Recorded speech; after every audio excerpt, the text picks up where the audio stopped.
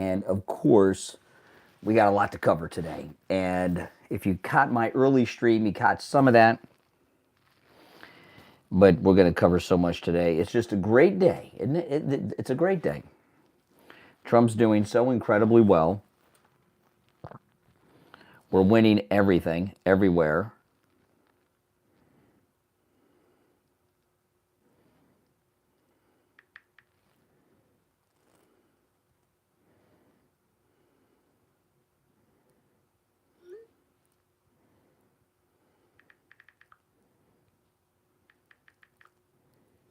Absolutely.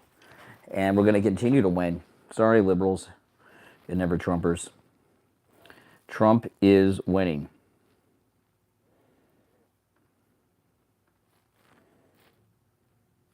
I know they don't like that for some reason. I'm not exactly sure why, but, whatever.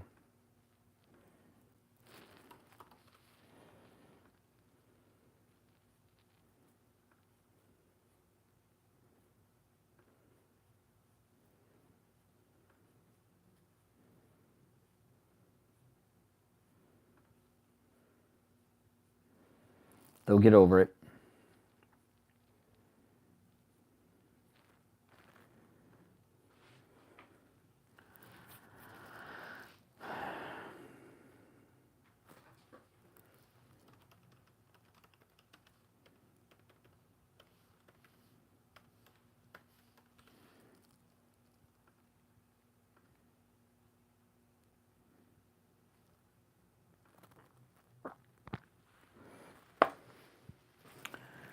We will be live in just a couple minutes, and it's going to be a hot show today. No doubt about it. Too much going on. Welcome. If you're new, make sure you subscribe. This is where MAGA comes to talk.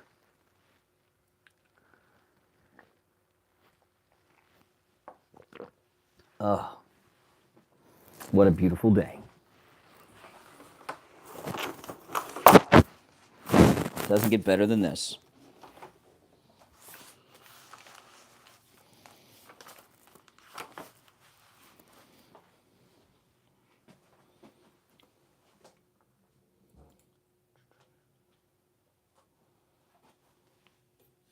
Okay. You're all welcome to call in. Whether you agree or not, you're welcome to call in.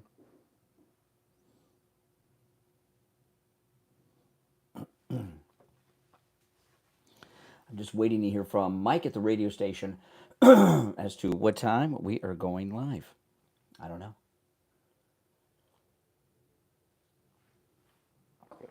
Richard, welcome, welcome, welcome. Of course I'll answer.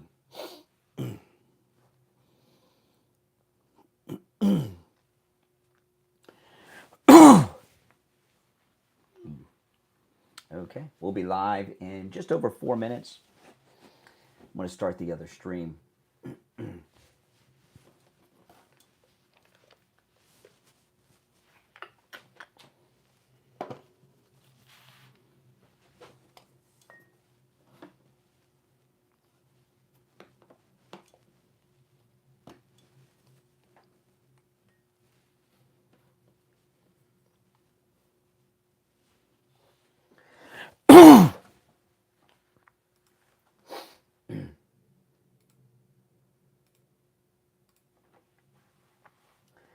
Welcome, everyone. My name is Brian Craig. This is where MAGA comes to talk.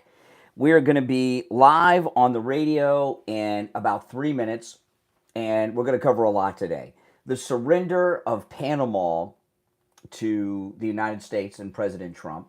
I mean, think about it. President Trump is responsible for regime change in Canada, which just a couple posts on Truth Social about Trudeau, Governor Trudeau, 51st state of Canada, and we have total regime change in Canada over this. They got the election in October, but it's still regime change. Look how Trump did. All this regime change that the United States has been involved in, mass wars in Iraq, CIA, espionage, Trump just posts on Truth Social, boom, regime change, right? He sends Marco Rubio to Panama. Boom. Panama surrenders the canal to the United States, kicks China out. So, I mean, it's absolutely amazing. It's all this winning. Yeah, I have goosebumps again. I get goosebumps every day looking at what's going on here. You know, this is the first time we have had an American president who puts America and Americans first. And that's the way it is. So we're going to be live in just a few minutes. Actually, in about 2 minutes, we'll be live on the radio. I'll be taking your calls. I'm going to start with Panama because I want to throw a question out about what Marco Rubio did in Panama and take your calls. If you want to call in, the number is toll-free, and it's pinned in the live chat. So if you're watching live, you can call me live. You'll be on the radio as well when you call me. So that's what I'm going to start with, because I got a question, and maybe a bit of a controversial question, but I'm going to ask it. And those of you that are watching on the live stream that has the green background, when I play the audio sound bites, you don't hear them on that stream. You'll hear the callers.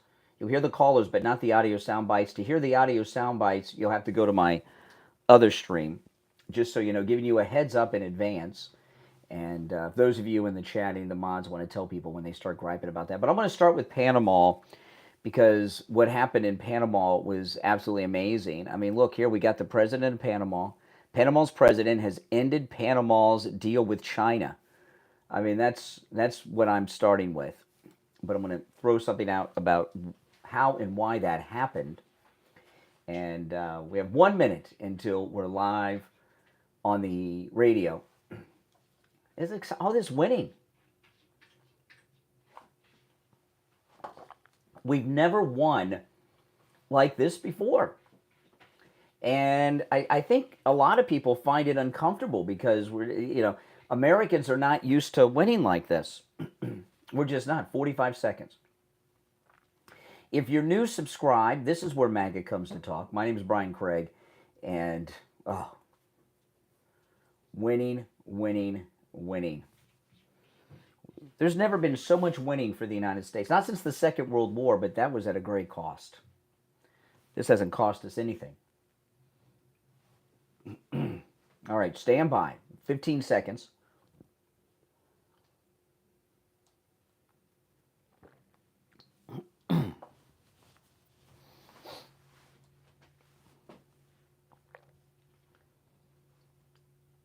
Welcome to the program, everyone. My name is Brian Craig.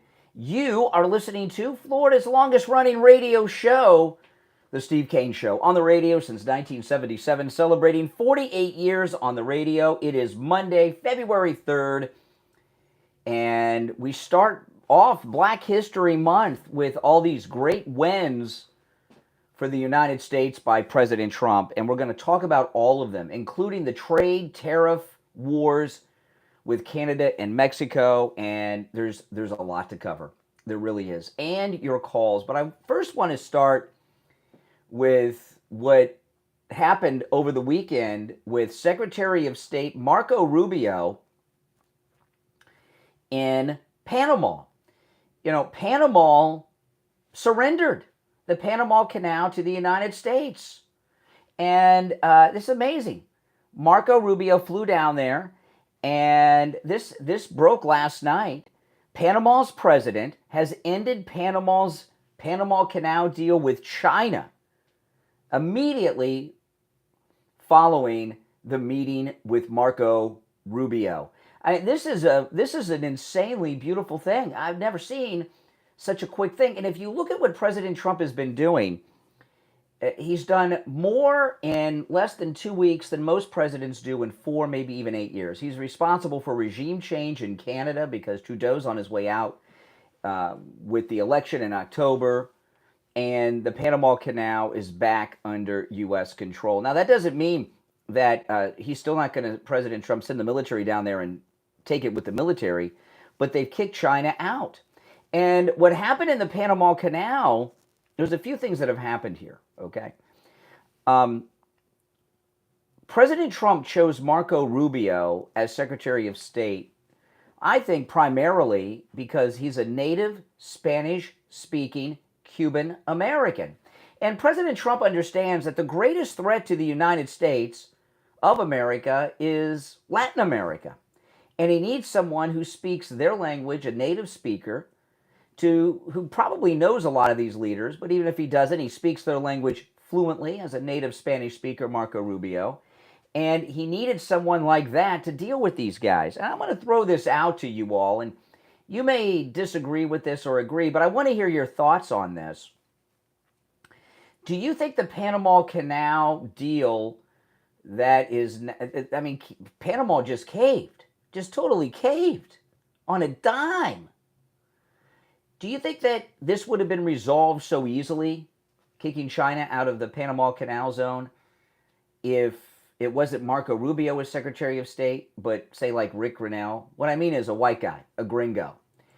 And I believe that the fact that Marco Rubio is Hispanic, he's Cuban, he's a native speaker, and he speaks it fluently as a native speaker of Spanish, I think that's what clinched it. I think that in Latin America, I don't think these leaders like gringos all that much. And by the way, gringo is a racial slur. It is, it's like cracker. But it's also like the N-word for white people, okay? So white guys and women, white people like me, we can say gringo, but if you're not white, you have to say the G word, just so you know. It is a racial slur, and it's been well established over the years that people that racial slur describes are the ones that are allowed to use it, and no one else.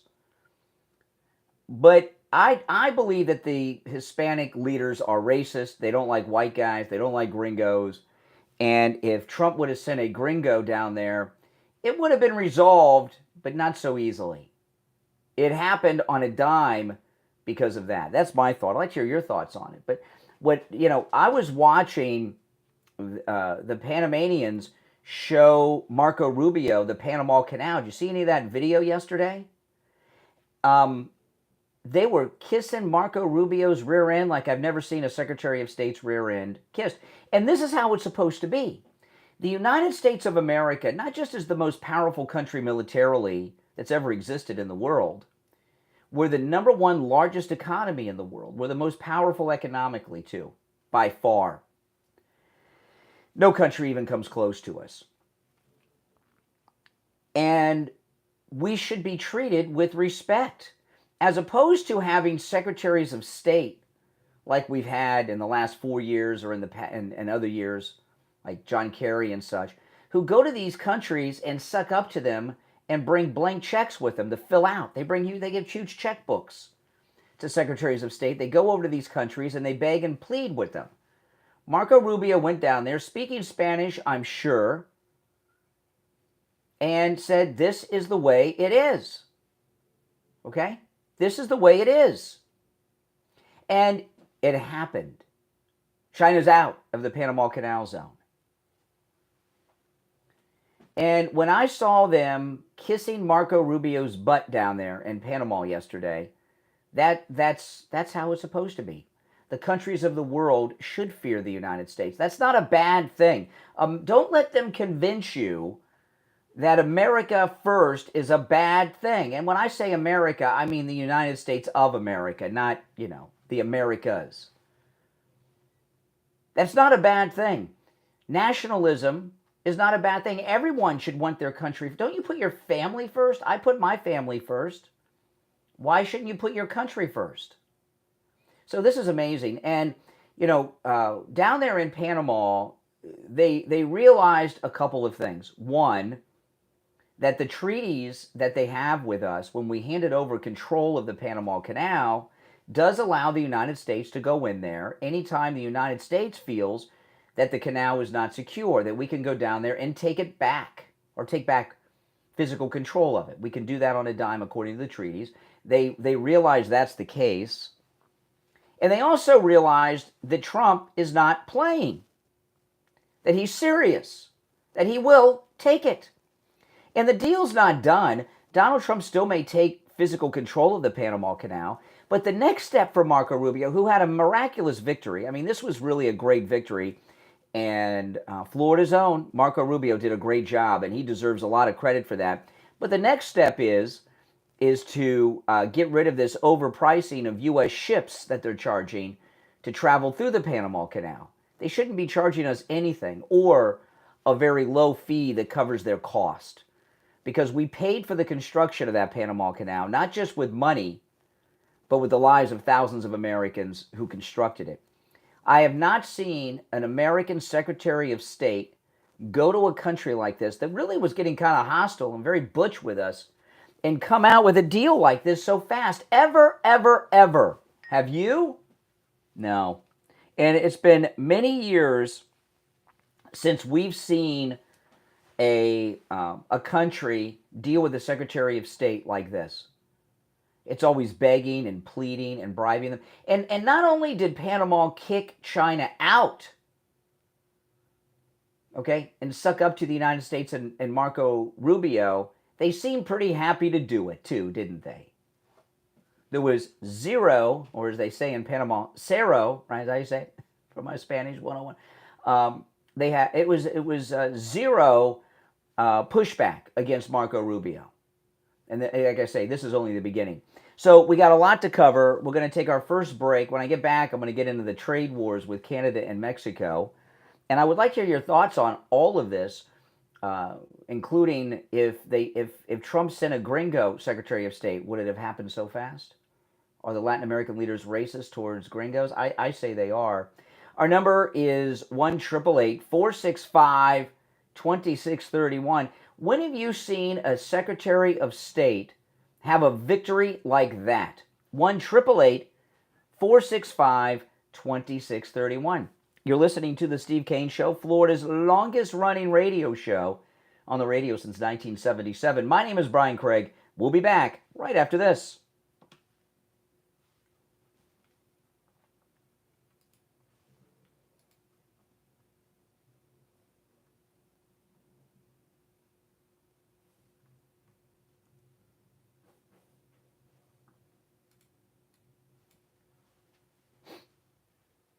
If you're on hold, stand by.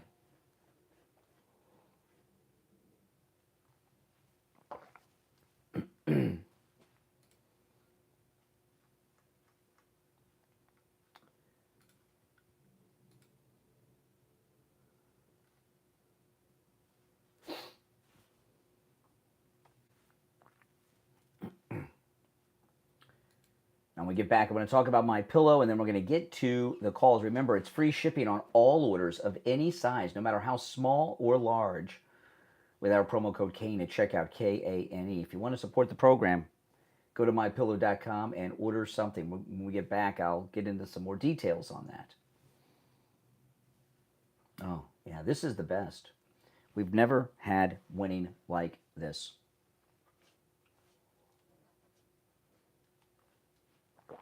Not conducted the cooperation. Looks like Panama's cooperating to me.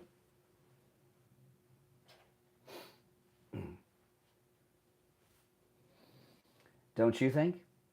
Oh, yes.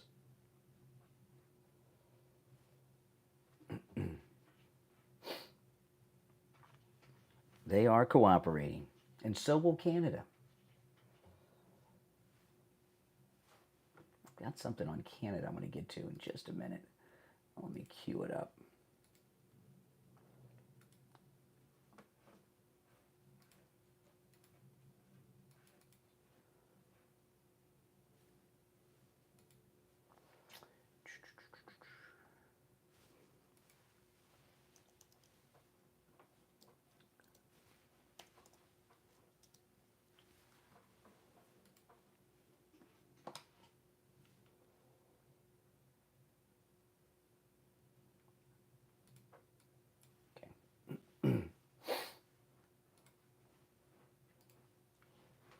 If you're on hold, hang in there.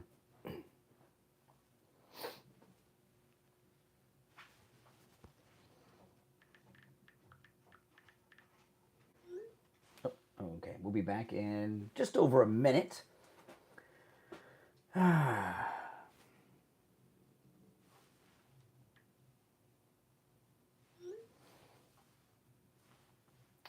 Beautiful. Beautiful, beautiful, beautiful.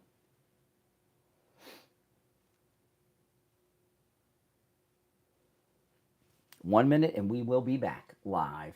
If you're on hold, hang in there.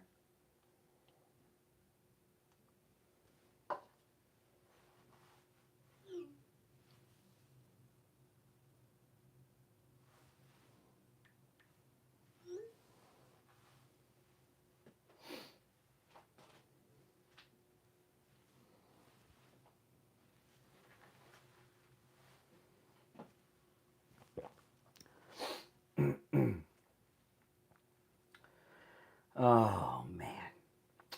You guys sick of winning yet? I'm not sick of winning. Winning is awesome. We've never won like this before. You can use my promo code Kane in the My Store as well, by the way, guys. Here we go. 10 seconds.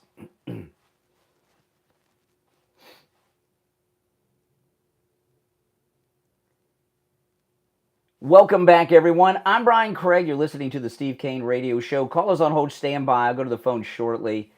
A lot of winning over the weekend that we've been talking about, and we haven't even scratched the surface yet. There's so much to cover. But first, I want to remind you guys of this incredible offer from Mr. Mike Lindell. That I call him the Thomas Edison of sleep because he invented that patented fill that will give you the best night's sleep you've ever had on the My Pillows. Oh man, are you sleeping on a My Pillow? If you're not sleeping. You're just not. Same goes for the sheets and the mattresses and the mattress toppers. I have everything, and it'll change your life. You'll get real rested sleep. And Mike Lindell has a huge sale going on site-wide, huge discounts on some of the most popular MyPillow products with our promo code Kane at checkout. But he's also offering free shipping with our promo code Kane, K-A-N-E, free shipping on all orders, no matter how large or how small. Now, for a while, we've been telling you it's free shipping on orders over $75. No, it's now free shipping on everything, no matter how small. You could order a pair of the MyPillow socks. It's free shipping. Now, you don't see this listed on the website. You'll see it when you check out, okay? It's kind of like a secret sale, but free shipping on all orders site-wide with our promo code Kane at checkout. It's a great time to load up. You can also order by phone toll-free, 1-800-716-4879, 1-800-716-4879, promo code Kane, K-A-N-E. You're on the air. What's your name? Where are you calling from? Yeah, good morning, Brian. Oh, hey, Richie. Hey, Richie. Lots of winning going on. So much winning, I can't stand it, but it's coming so fast. Listen, you compared first of all, Marco Rubio, his experience, his demeanor, his understanding of what's going on in South America. That's a major thing, but it all comes down to Trump because you look at what's his name? I forgot the guy's name already. The guy that went to Venezuela. Rick Grinnell. And he got that deal right away too. Yeah, he did. Venezuela didn't want to take any more. He did. That's no doubt about it. So it's the Godfather. It's the Godfather in Washington D.C. and they're afraid of him because he says what he means and he means what he says. I'm so sick of these people. Listen, I'm sick of what's going on in California. I'm thinking of your daughter right now. They're all going crazy out there in the streets. Thousands of them protesting that with Mexican flags. This is the United States. It's not California. It's not Mexico, but yet they can't. This is going on and on and on. And then I watch Christy, Rob Emanuel, and Stephanopoulos. Trump doesn't know what he's doing. Well, the thing in California, it was interesting. I was talking to my daughter on the phone yesterday. She was on the freeway, but she wasn't in that part of the freeway. There's everything in California, in Los Angeles, is a freeway. Because I was asking her, are you seeing the Mexicans? Are they blocking the traffic? She says, not here. But, it really shows you how out of touch with reality the whole Democrat Party is. But these Mexicans, I'm surprised Tom Homan didn't send ICE over there to the freeway and start rounding people up. It sounded like a honey trap going on over there on the freeway. But the arrogance of them, to think that they're entitled to be here. They believe that the United States is that California is U.S. occupied Mexico. They think it's Mexico. Mexico too. Texas rather too. Texas too also. Yes. I mean, the whole Southwest. You're right. They're not just arrogant. They're not just arrogant, Brian, It's an entitlement. Mm-hmm. This is their country. I'm going to say something that's going to offend people. Oh, God forbid. I don't care. We don't want to do that. Let's not offend people, Richie. No, I understand. No, I'm kidding. But you came on and you said, this is my first day of Black History Month. I don't believe in that at all. I don't believe in Mayo de Cinco. Cinco de Mayo. You want to be happy about your holidays, be happy about your holidays, but don't push it on everybody else. And as far as I'm concerned, there's American history, there's Mexican history, there's not Mayo de Cinco, and there's not Black History Month. It's Cinco de Mayo. Cinco de Mayo. Yeah, and LGBTQ RX whatever month. Every group. That's what happened. Well, did you see that Defense Secretary Pete Hegseth dropped all holidays except the 4th of July from the Pentagon? So the military will not recognize anything other than 4th of July. Right, and no gay flags in the embassies with American flags. Or BLM flags. Or exactly. or Ramadan. That's what I'm saying. They divided us amongst groups, and they've been very successful to destroy this country. There's no patriotism here. I had a neighbor last night come down. Look at your president raising prices with these tariffs. Well, I thought he was going to lower prices. He's only been in a job 2 weeks, man. I mean, and I says, I don't care if I have to pay more for anything to keep this country safe. I believe in this guy knows what he's doing. And they're constantly. But believe that, I'm going to get into some of the details after the bottom of the hour, but and a lot of detail. But Mexico and Canada cannot win a trade war. About 100% of Mexican exports are to the United States, if you include their drugs. Trade war either. No, and Canada, between 75 and 80% of Canada's goods are exported to the United States. Okay, they cannot win a trade war against us. Neither country. No, and you brought up Marco Rubio really quick, and you want to compare Marco Rubio, Tony Blinken, his first international conference. Tony Blinken. He was mocked by the Chinese and left with his tail between his legs. Yeah, this ain't happening here. No, it was. I watched Marco Rubio walk down the steps of that plane in Panama with that BDE going on, and it was done. It was done before any meetings happened. They knew. You could see it in his gait that he meant business. Oh, Brian, this is the greatest thing that's ever happened to this country. It's not going to happen overnight. He's got to turn it around, but they're attacking him every step of the way. And as far as I'm concerned, he's competent. I love how the tariffs, the import taxes. I love how Democrats are telling us how taxes cause prices to go up. Why don't they worry about that when they're taxing Americans, right? Yeah, well, listen, they kept their mouth shut for 4 years with an incompetent, brain-dead president that they backed and hid in the basement of the White House, didn't let him out. Yeah. And they backed him 100%. And look what's happened. Look at the difference in the look what's happened. Homeland Security, with the difference in the two of them.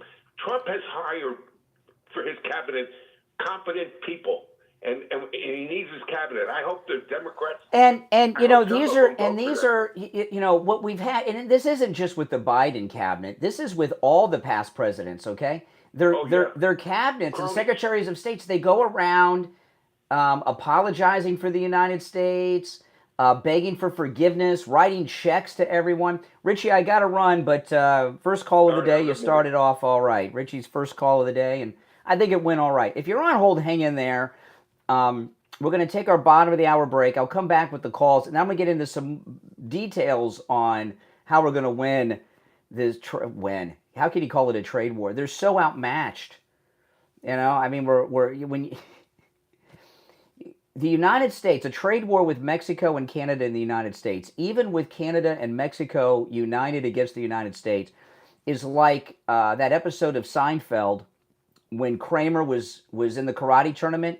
Remember, they went and saw him in the karate tournament, and Kramer was fighting 5-6-year-old kids, and he was winning everything. That's what it's like, okay? We're like Kramer with the little kids in the karate match. That's with Canada and Mexico combined against us. So if you're on hold, hang in there. We'll take our break for the bottom of the hour. and then again, get into more detail and take your calls. Our number is toll free 1-888-465-2631. 888-465-2631. I remind you guys, our cruise, our 6th annual listener cruise, Steve Kane and I are taking, leaves March 30th, and it's sold out. If any cabins open up, we will let you know, but it's sold out. But those of you that have already signed up for the cruise, call Ian if you've not already done this from Cruise and Travel Depot. You have his number. I don't have to give it to you. And sign up for those shore excursions because some of those are going to sell out before we even leave dock. And you want to lock your space in on the shore excursions. I'm Brian. It's the Steve Kane Show. We'll be back right after this break.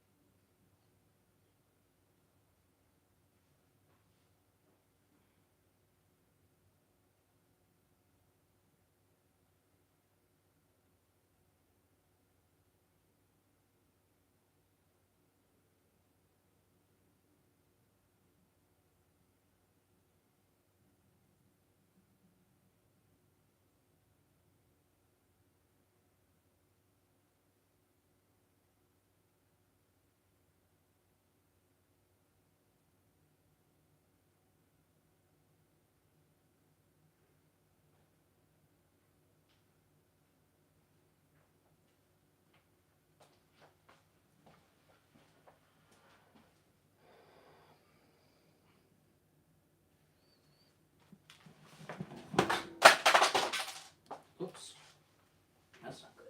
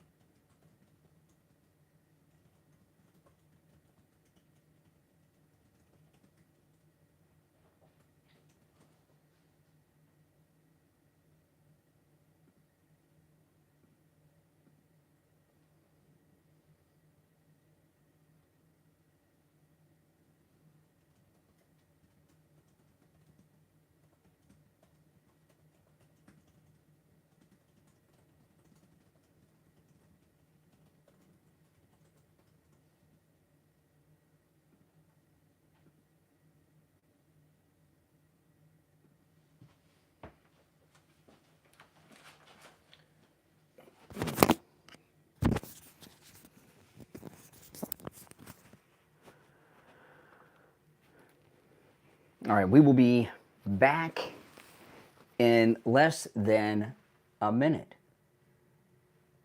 Shanta, thank you so much.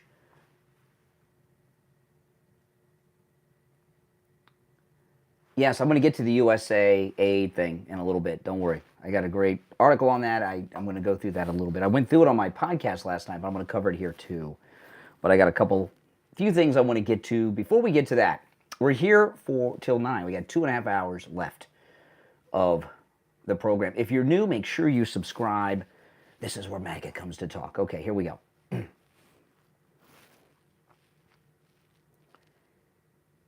Welcome back, everyone. I'm Brian Craig. This is the Steve Kane Show on this winning MAGA Monday morning.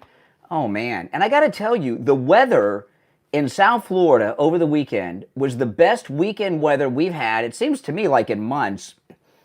I don't think it's a coincidence that Trump was in town at Mar-a-Lago all weekend, because the clouds were gone, the skies were blue, and the temperatures were perfect. Perfect beach weather. I tell you, that's great. But no, all this winning going on is beautiful. I'll take a call or two, and then we'll get into some of the details of the collapse of the Canadian and Mexican economies if they don't step up and do what Trump wants them to do. You're on the air. What's your name? Where are you calling from? This is Mike from Louisiana. Oh, hey, Mike. Okay, turn down the volume in the background whatever you're listening to me on, if you don't mind. Gotcha. It's down. So my thing with these secretaries of state, I went and did a little bit of research, and other than Condoleezza Rice and now our friend Mr. Rubio here, there's only been those are the only two minority secretaries of state we've ever had. Really? You mean non-white? You mean non-white? Not white. Really? Obama? Oh, John Kerry was Secretary of State with Obama. I didn't think about that. So was Hillary Clinton. Wow. Yeah, and Hillary Clinton. Yeah. And that's the thing. Wow. So here's the deal. Why don't Democrats? Why don't Democrats like Secretary of States of color? I don't know. I mean, it must be Wow. something. I mean, we know they have a racist history. I don't know. I just whatever. Yeah, they do. Yeah, there's no doubt. Yeah, there's no doubt. But the thing. Wow. Here's the deal with Rubio. Trump is the new sheriff in town, and Rubio is one of his top deputies. And generally, you respect the deputy sheriffs, you know. That's right. And that's what this is. This is this respect for Trump that leads through to Rubio.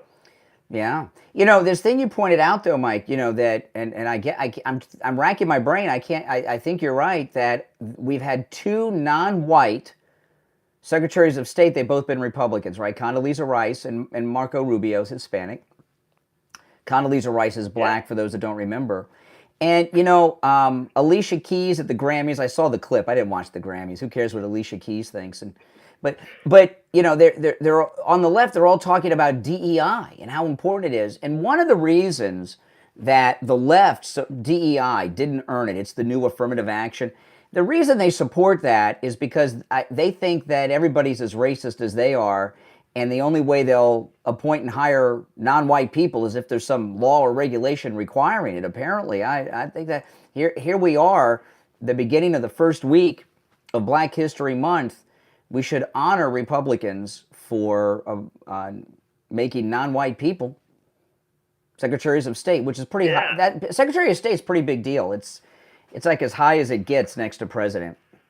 Yeah, at one point, Secretary of State was a stepping stone to being president. Not since 1800 something. When's the last time a Secretary of State became president? Like in the 1800s, maybe. Right. I don't know. And I don't particularly think that Rubio is going to become president because, again, he's not a big guy, but that's not my thing. And we were all worried about who's going to be his replacement in the Senate. I think you guys got a great replacement for him in your. Moody. She seems all right. She was a little nervous in that hearing the other day, but that's okay. It's her first time. Hey, Mike, thanks for the call.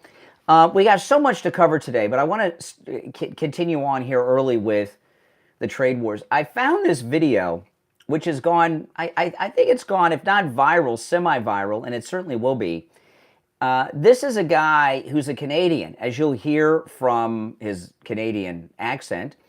And he's a Canadian guy on TikTok, and he's talking about how Canada cannot win a trade war with the United States. And I want to share this because he's Canadian. In the beginning, he tells us what tariffs are, okay? I know we know what tariffs are, but he gets to some good points because he knows Canada since he's Canadian. Listen.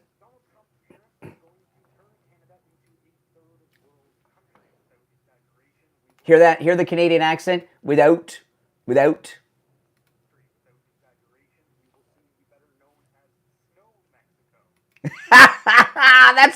That's a Canadian. Don't you? I like that. Snow Mexico. What a great name for Canada. Snow Mexico.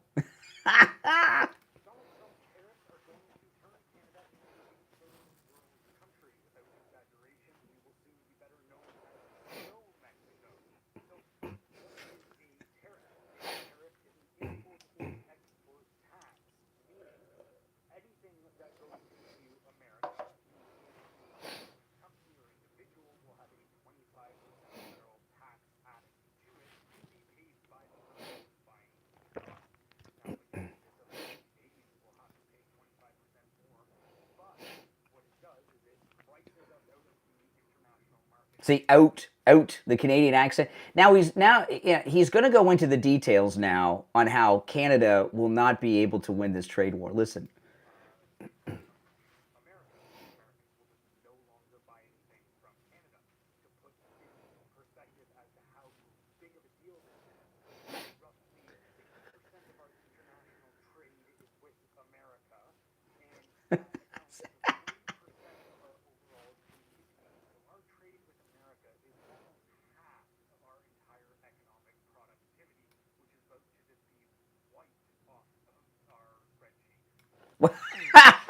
How can they? So half of their economy is based on exports to the United States. Half. About 3 to 5% of our economy is based on Canada, but half of theirs is. Oh my goodness.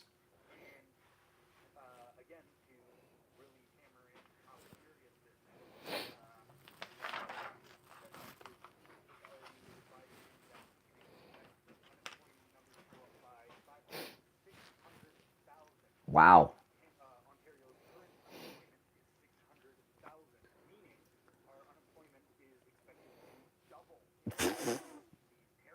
By the way, isn't this Ford guy the brother of that crackhead mayor? This is amazing. So their unemployment is going to double. Half their GDP is going to be wiped out. How's Canada going to win this?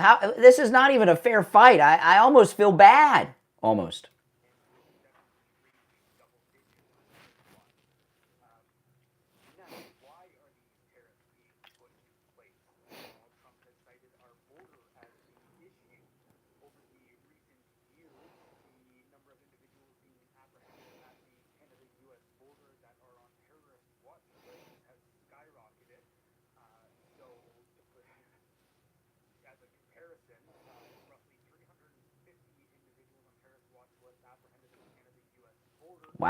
Wow. So we got 350 terrorists apprehended on the border. How many did not get apprehended?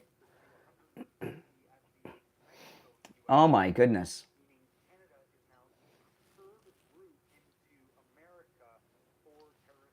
Oh, wow.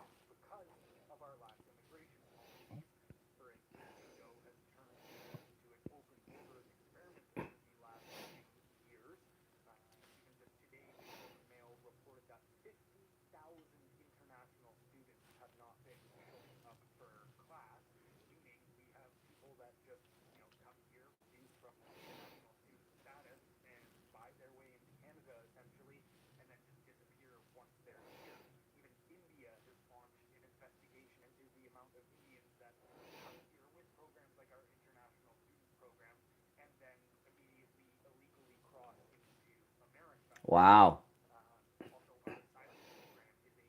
Okay, so my question, why are we supposed to eat all this up?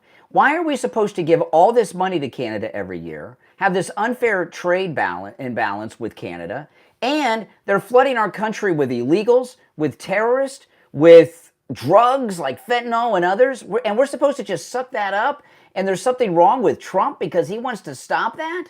Explain that to me.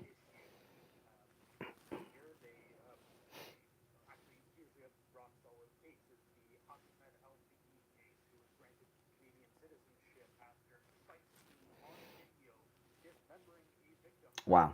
Nuts.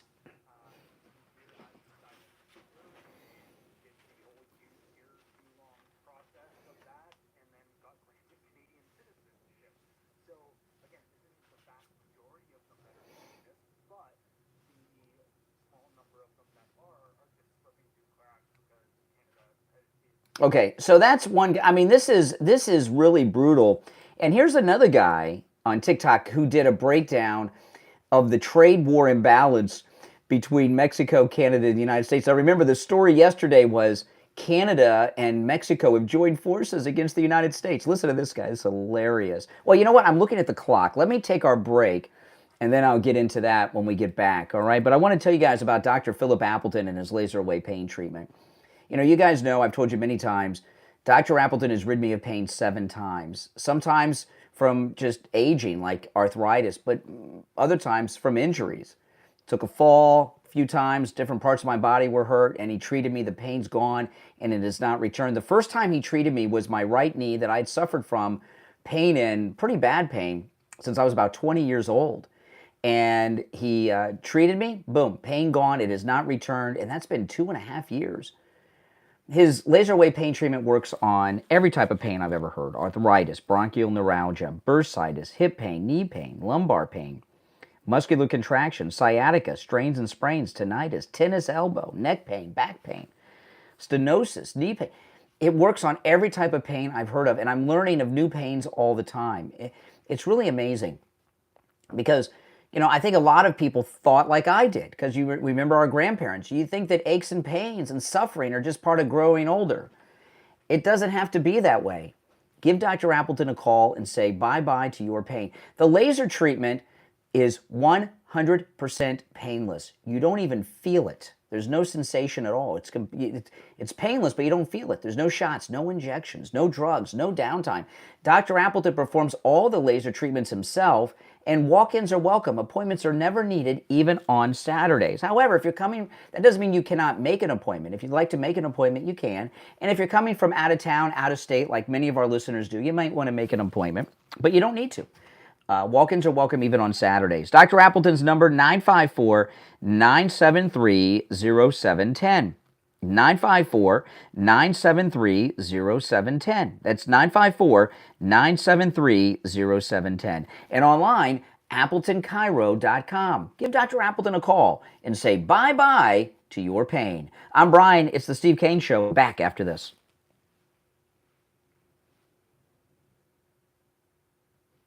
All right, I want to cue this guy up. Okay, yes.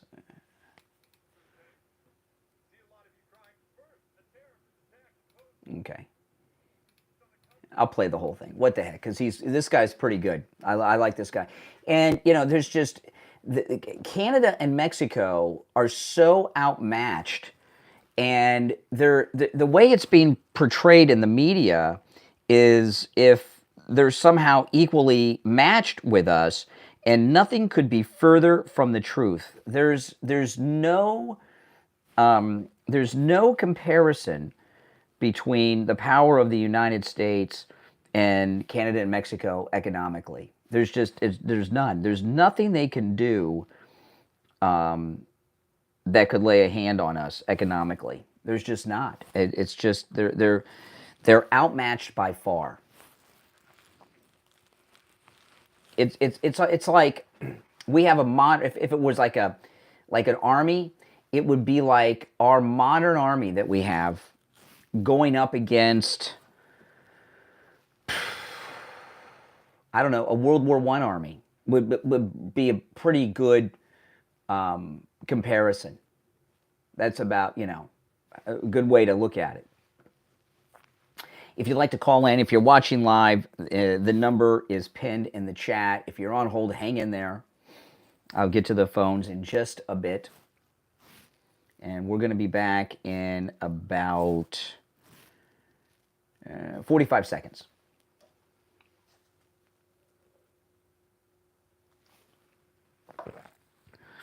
They're so outmatched, they should just surrender. There's no hope for Canada and Mexico to win this. There's just none. Okay.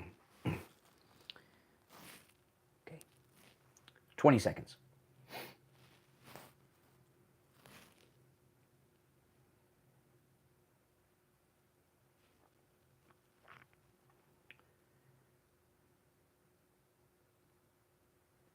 Welcome back, everyone. I'm Brian Craig. You're listening to The Steve Kane Show, Florida's longest-running radio show. So this trade war with the United States and Canada and Mexico, who have, I read yesterday online, they've teamed up.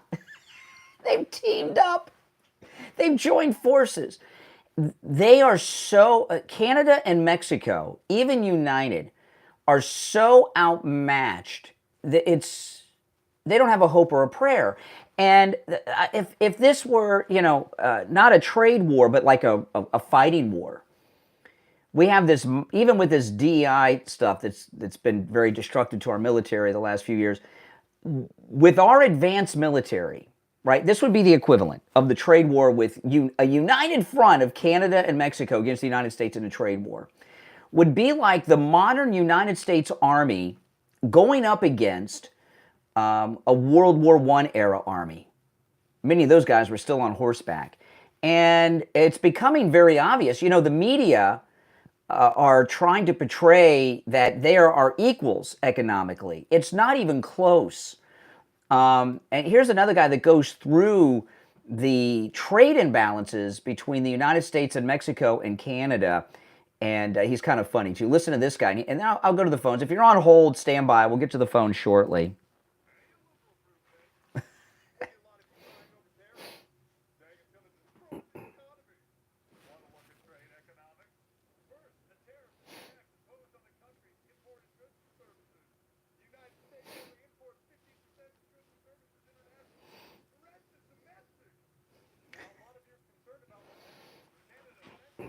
Mm.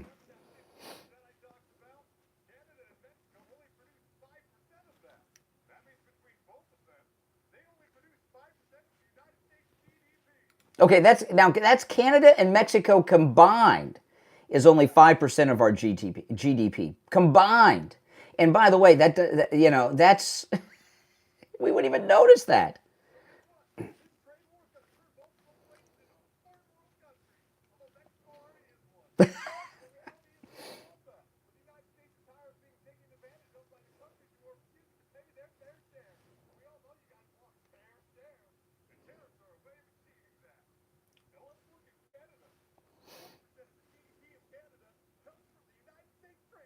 Wow.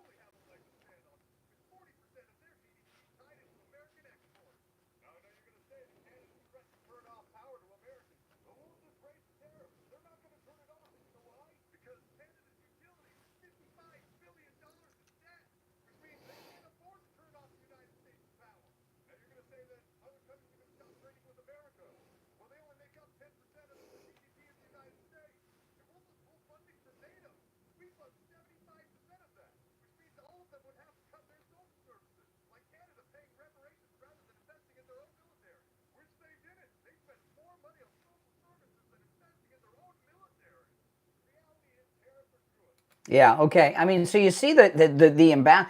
They're not even on the same, not only are they not on the same league, they're decades behind us. Canada is a tiny, landmass wise, it's big, but they're a tiny little economy, an itsy bitsy little economy. that are so outmatched in this trade war, they don't have a hope or a prayer. You know? And it's really amazing. I could do what I just did with these two guys. I could do this all day because X is filled with a lot of Canadians who have a lot of inside knowledge on the Canadian economy that are exposing how weak and tiny their economy is in comparison to the United States. Could you imagine if Elon Musk had not bought Twitter and turned it into X, this would all be silenced by those old leftists that ran Twitter. But there are millions of Canadians who are sick and tired of this government they have up there doing the things they're doing, so they're sharing all of our secrets and all of their secrets with us. And I'll tell you another thing.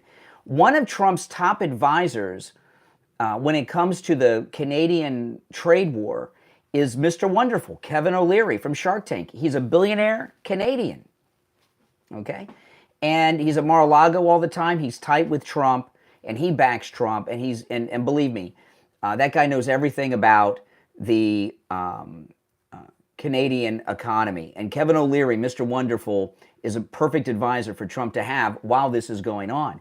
So they have no hope. And by the way, this idea that 40% or so of the exports of Mexico to the United States, that does not include their drugs and human trafficking, which Trump has shut down. Just on the drugs and the human trafficking shutdown in Mexico is enough to probably collapse their economy, on top of these other things. All right, let's take some more calls. You're on the air. What's your name? Where are you calling from? Hey, Thomas Jefferson from Georgia. Hey, Thomas. What's up? Hey, so I love all the liberal tears that have been flowing for the past couple weeks. Oh, it's beautiful.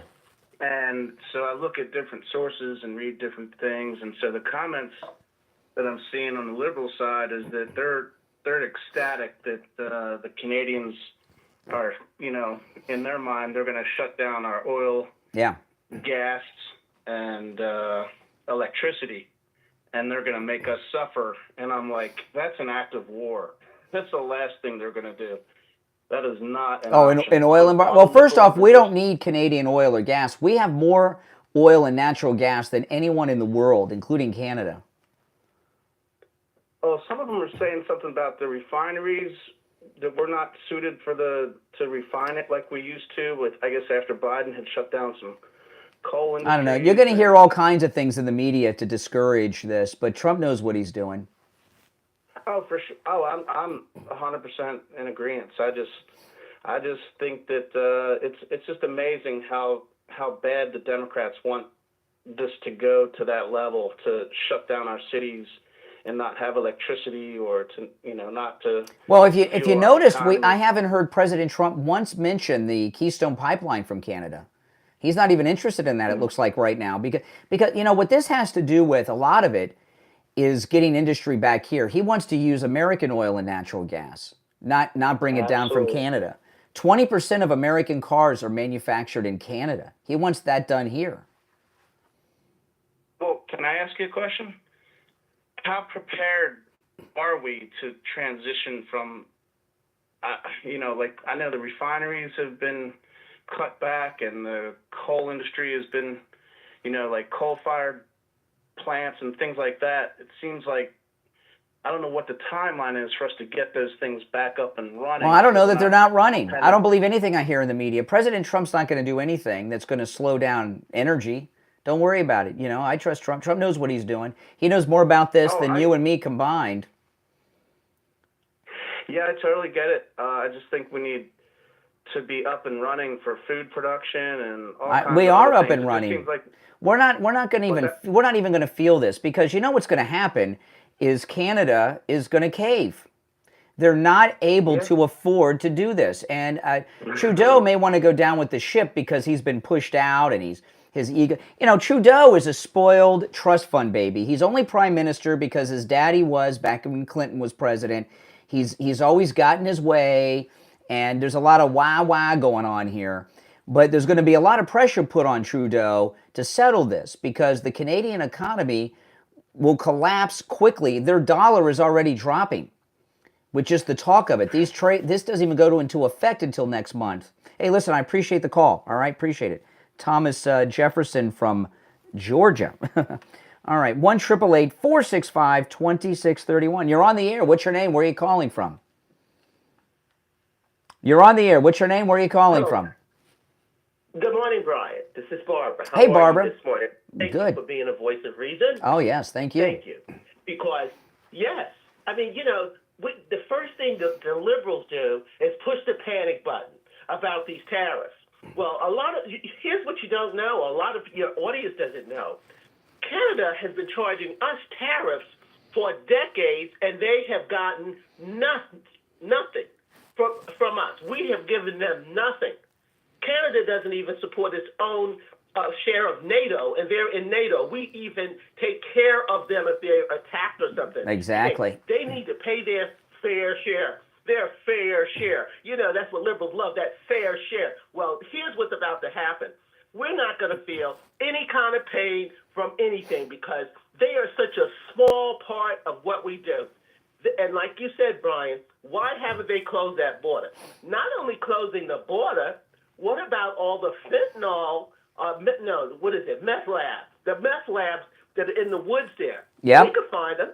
They could destroy them. They haven't done it. Canada is So filled. the Canada Chinese are sending it in. Canada is filled with drug labs in the wilderness of Canada, and the border between the United States and Canada is completely unfortified. You can just walk across. Yep. And Yep.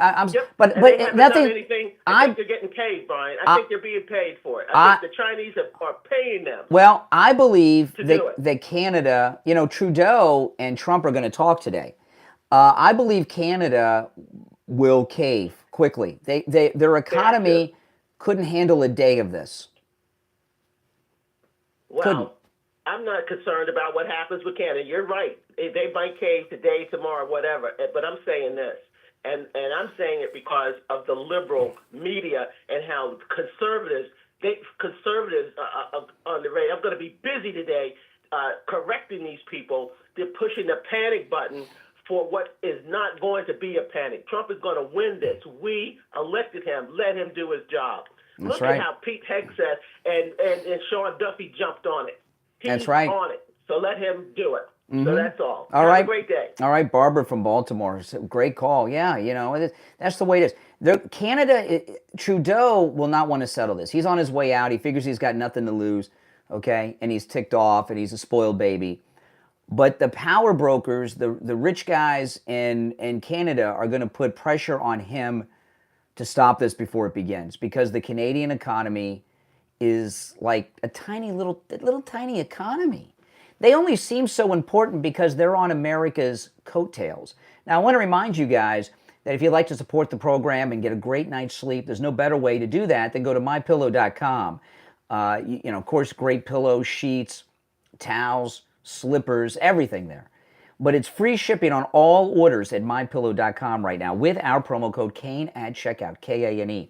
Free shipping on all orders, no matter how small, no matter how large. You could order a pair of the MyPillow socks, free shipping, okay? You'll see this at checkout, okay? It's not listed on the website. It's kind of a secret sale. So go to mypillow.com, use our promo code Kane at checkout, Kane, for free shipping on all orders, no matter how small or large at mypillow.com. 1 hour down, 2 to go. Call us on hold, stand by. It's a Steve Kane Show. I'm Brian, back right after this. Oh, this is great, guys. This is absolutely spectacular. If you are new, make sure that you subscribe, all right? And if you're already subscribed, do me the favor of liking the video and sharing on your socials if you don't mind. Oh, it's wonderful. I got some other things I'm going to get into as the show goes on in the next hour, because I want to hear your thoughts on some other things as well. If you'd like to call in, if you're on hold, hang in there. If you'd like to call in, the number is toll free, and it is pinned in the live chat. 1-888-465-2631.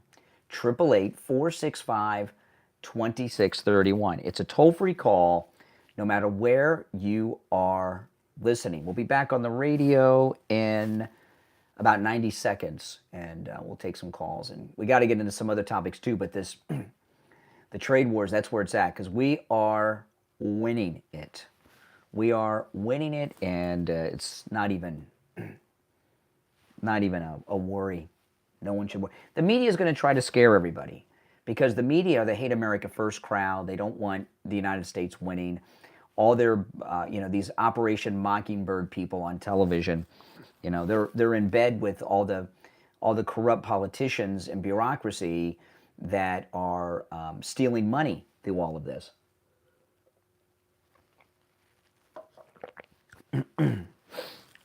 Okay, 45 seconds. Oh, isn't it great? Is anyone sick of winning yet? I'm not sick of winning. Are you sick of winning?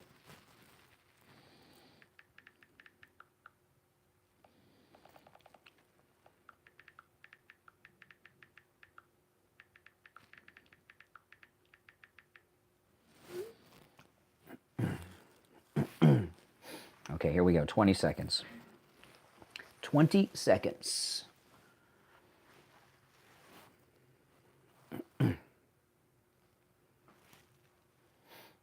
Stand by.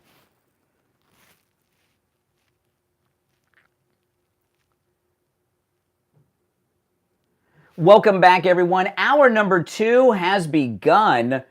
My name is Brian Craig. You're listening to The Steve Kane Show, Florida's longest-running radio show on the radio since 1977, celebrating 48 years on the radio.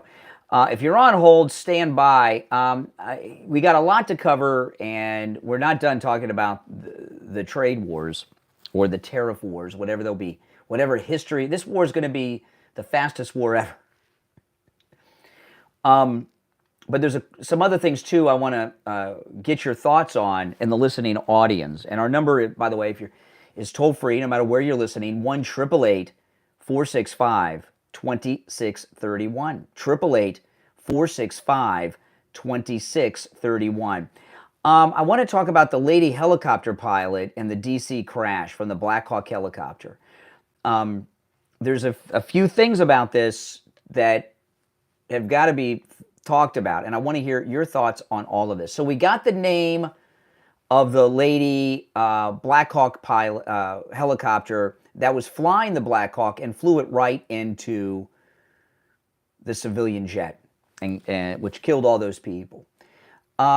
We learned some things which were very disturbing. Now, first off, this is one I want to throw out several questions to you involving, and you're welcome to call in about the trade wars. I'm not done with that either, but I want to get this out because it's important. I've seen the latest videos they have of the Black Hawk crash in D.C. Does that crash look like it was an accident, or does it look like the Black Hawk deliberately flew into that aircraft? It looks like it was deliberate to me. I don't know how that could be an accident. So we've been waiting for days and days to get the names of the lady pilot, and apparently, I did not know this, but the military families can withhold the name of their relative. That's some military regulation. I've never seen it used before, but they were using it. So then over the weekend, they released the name of the lady Black Hawk pilot, and we learned two things about her. One, she spent 2 years as an aide to Joe Biden at the White House, which is crazy. And I'd like to know how you get that. Is that just something you're randomly assigned, or is that something you get because of connections? I don't know. But she was an aide at the Biden White House for a couple of years. And then the other thing that's incredibly disturbing is that since between the time of the crash and her name being released, her entire social media was scrubbed by someone. We don't know who. So we got her name, but we don't know anything about her other than name, rank, serial number, and she was an aide at the Biden White House for a couple of years. What are they hiding here? So what are they hiding? Does it look deliberate to you? What happened? I mean, why would, usually the scrubbing of social media, that's done when you have somebody that's a terrorist or a mass shooting event or something like that. They might do some scrubbing of the social media. Why would they have scrubbed her social media?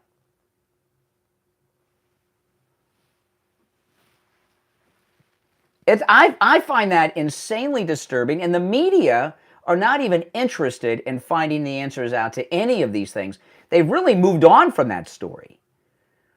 All right, our number toll-free, 1-888-465-2631. It is Monday, February 3rd. I'm Brian Craig. This is The Steve Kane Show. To our phones we go. You're on the air. What's your name? Where are you calling from?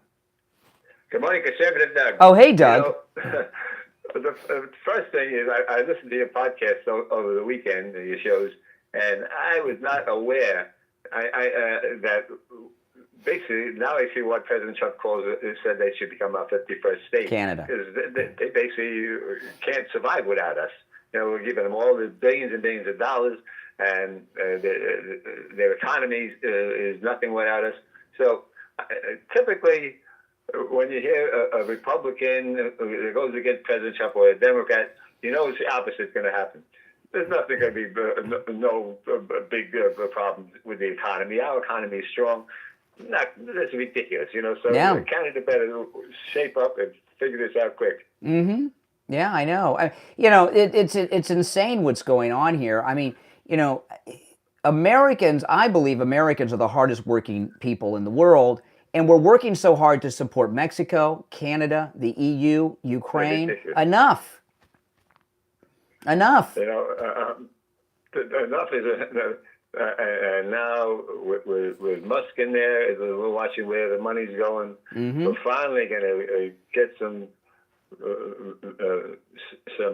ease on our taxes. That's right. And because now, if we stop paying everybody, maybe we can lower the tax to That's Americans. right. All right, Doug. Well, it's good to you made some good points, Doug. I appreciate the call, man. Take care. Yeah, Doug made some very good points. Yeah, I mean, this is enough. Why do they think we are obligated to support them? I guess they know no other way. You're on the air. What's your name? Where are you calling from? Good morning, Brian. This is Randy from South Mississippi. Hey, Randy. What's on your mind? Hey, real quick again, thank you for your show, and I love the backdrop you have going on your screen now, where you can play videos and stuff. Just real quick comment. I'm not going to get into the whole tariffs thing. We already know what's going on with that. But when I was on the interweb this weekend, when they come out with the Black Hawk, the female pilot who was a Joe Biden flunky, whatever she was, but they showed her income and stated that she owned a $500 million home. I find that hard to believe. I find that hard to believe. Yeah, I would have to go back and get it. No. You gotta be very careful. It's what I was talking about on Friday. A lot of people put out a lot of garbage about things to try to get you to talk about them, so you lose credibility. A $500 million home. What does she live in? Mar-a-Lago, a castle? That doesn't even make sense. I'm sorry. Excuse me, Brian. I'm so sorry. $500,000 home. I had to rephrase that. Oh, okay. Okay. Well, a half. It depends on where the house is, but in Florida, $500,000 is like a 2 or 3 bedroom little shack. So it depends on where the house is. So I wouldn't put too much into that. It's 500 million. I know. I do apologize for that, but yeah, it was a $500,000 home. But they pulled up her pay, her rank, and the property that allegedly she owns. So well, when her family really, we got to really stick with what we know to be factual. Her family, when your family, her family put out a statement. And they said, this is a little bit of paraphrasing, but I did read the statement, but they referred to her being a great daughter and all this stuff, and partner. And partner, that's a vague term, so she may have a partner. Now listen, and the way that these Gen Z and millennials are, partner could be a guy that she's shacking up with, she's not married to, okay? So I'm not going to report anything until we know, but partner is an odd thing to call someone like that. So I don't know why, they said partner. So she might, she was a captain in the Army. I don't know what they earn, but if she's got a partner, she's got 2 incomes, $500,000 a house, that's not that big of a deal. Not today. Right.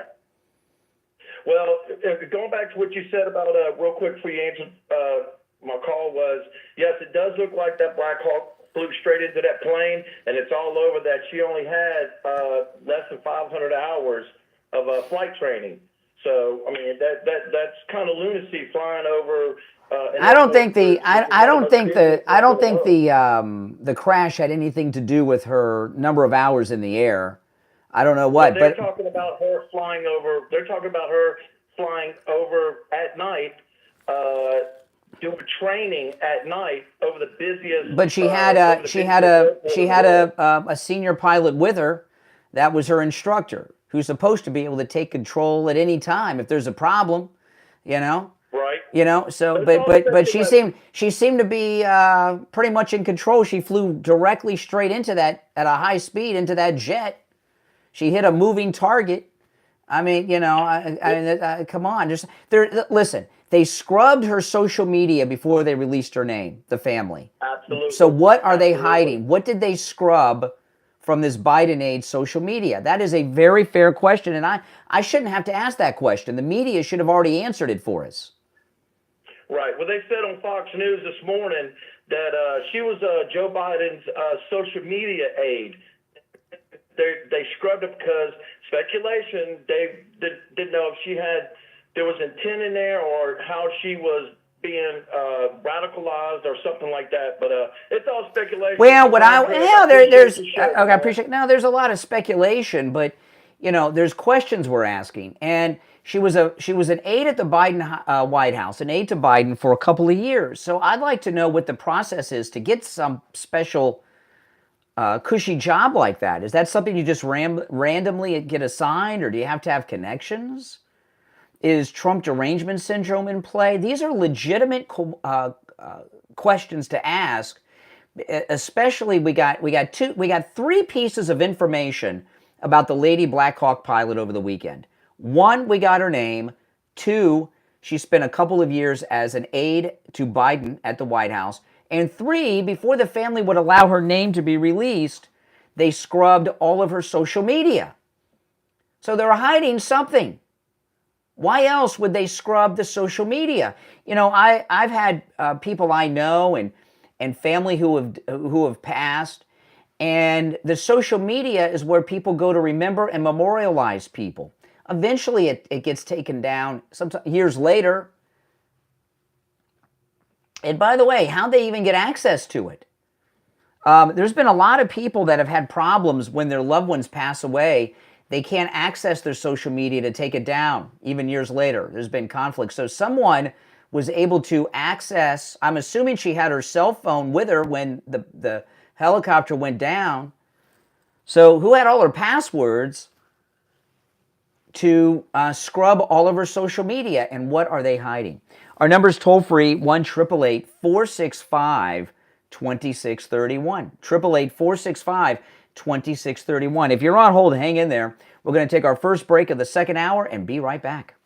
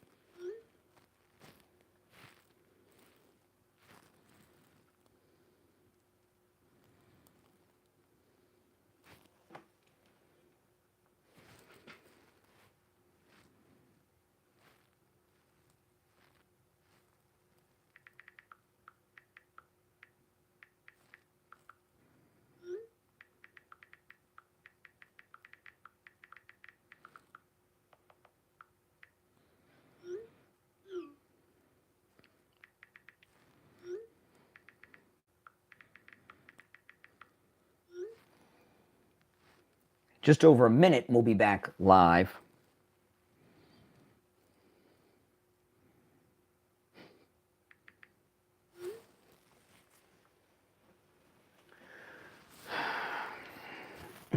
1 minute. We'll be back. I'll take some more calls, and we'll hear from the president himself when he landed in D.C. about the trade wars. But these questions about the lady pilot are pretty big. If you're new to my channel, make sure you subscribe. My name's Brian. I broadcast on a whole bunch of FM radio stations in the morning, and I also live stream here on YouTube and a bunch of other platforms when I'm on the radio. So the callers you're hearing, some of them are from the radio, some are from YouTube, some are from other streaming things. And if you're watching on YouTube and you want to call in, it's toll free no matter where you're located. The number's pinned in the live chat, 1-888-465-2631. 888-465-2631. 10 seconds. Stand by.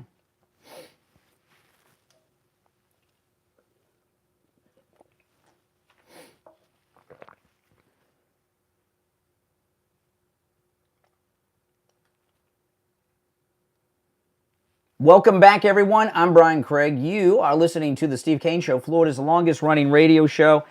We'll take a couple more calls before I bring up anything new. You're on the air. What's your name? Where are you calling from? Good morning. My name is Joanne from Pamela, Florida. Hey, Joanne. I am wondering, good morning. You said that her social media was scrubbed, but wouldn't the president and Pete Hegseth, they would know who was flying that helicopter, the name, and wouldn't they have been able to see her social media before it was scrubbed? Yes, I'm sure they did. I'm sure the Army investigators and the NTSB did. They knew. It was just withheld from the public because the family has that right. And Right, I'm wondering, they have more information. Well, they have it all, but I'm wondering if there's whoever scrubbed her social media may have been trying to cover something up about that. Obviously, they were hiding something about her. Why would they not want the world to be, to know her and everything? And so, they could be. If it was an innocent information on there, why would you scrub it? There's got to be something on there. Well, good. Scrubbing her social media could be a federal crime, trying to destroy evidence. Well, I also would like to make a comment concerning this trade war. I know we're using the word war. It was before my time. I am old, but it was before my time. But I think that Americans ought to suck it up. During World War II, we had a lot of rationing. We couldn't get sugar and gasoline and nylon and etc. So if we have to pay or make a little concession to fortify our country, suck it up, people, and do the right thing. Yeah. So I have total trust in Trump. I think he knows what he's doing, and it's good for our country. And I think what he's doing is making our people understand who we are. We are not a bunch of flunkies. We are a powerful country, and we've been denied that title for too long. Yeah. And that's what I've got to say. Well, I appreciate the call. Great call. All right. Take care. I appreciate it. If you're on hold, hang in there. So, President Trump landed in Washington. He was here in Florida at Mar-a-Lago all weekend. And he had a bit of a press conference when he landed at, I still call it Andrews Air Force Base. I can't get into this Joint Base Andrews thing. When I was growing up, it was Andrews Air Force Base, not Joint Base Andrews. But I guess, combining the bases probably makes sense, and government efficiency and all. But this is President Trump on the tarmac when he landed in D.C. talking about the trade war with Canada.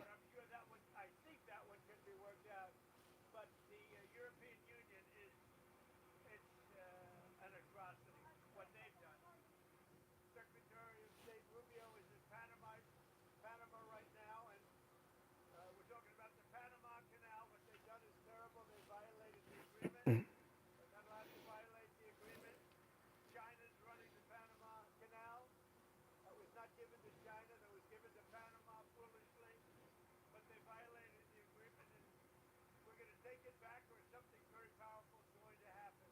USAID, run by radical lunatics, and we're getting them out, and then we'll make a decision. Okay, so I mean, a lot of things were said there by President Trump, but what he was talking about with the Panama Canal. Okay, just to clarify a little bit, I mean, Marco Rubio did amazing stuff at the Panama Canal, but Panama could be trying to pull a fast one here, because what the Panamanian president actually said, they're not kicking China out. They're not going to renew their agreement they have with the CCP to run the canal. Well, I don't know when that agreement's up. Do you? Is it during Trump's term or the next term?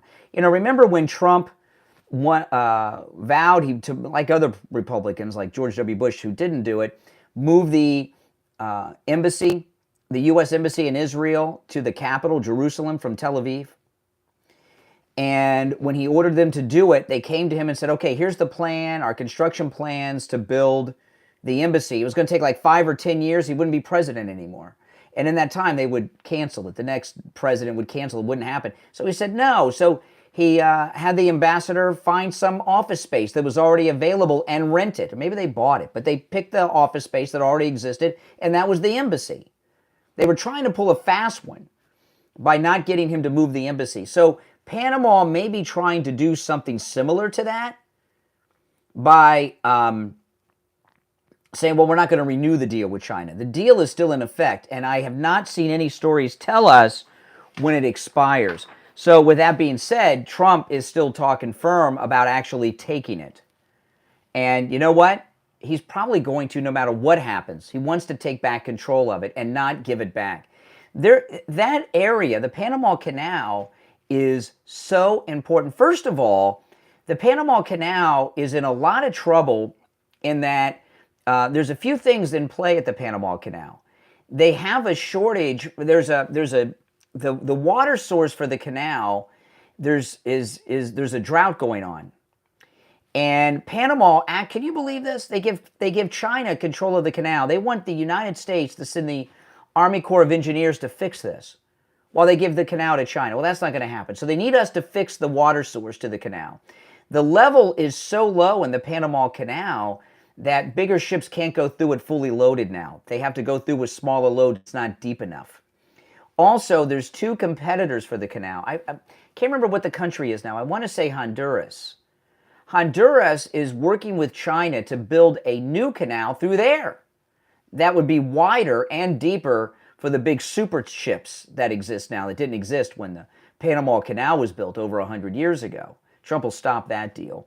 And also, north of the canal in Mexico, there's a train line that's running across that is being added to compete with the canal. So the Panama Canal, without U.S. help, is going to become outdated, and this competition is going to come up, and it's also going to become unusable with this water source. So he doesn't trust Panama to say, well, we're not going to renew it. Well, he may not be president when it comes up for renewal, and then they'll renew it because he's not around. So he's going to take it.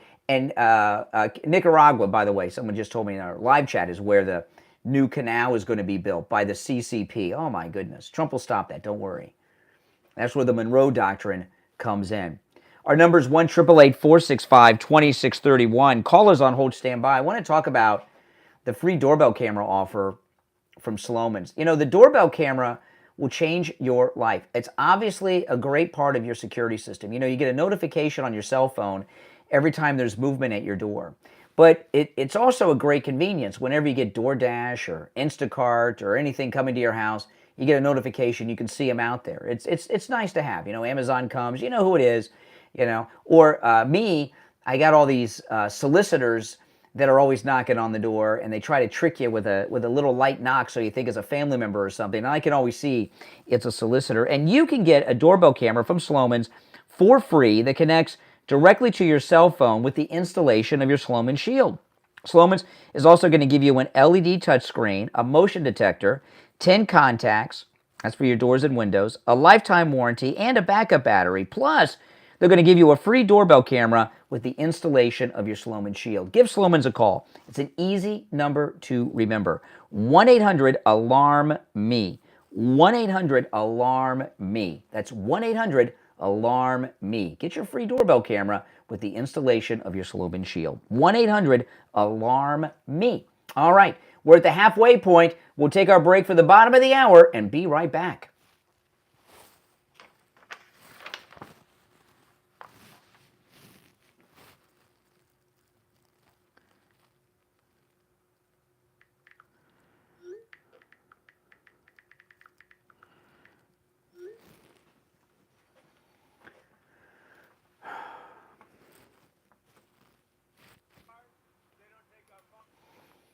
Okay.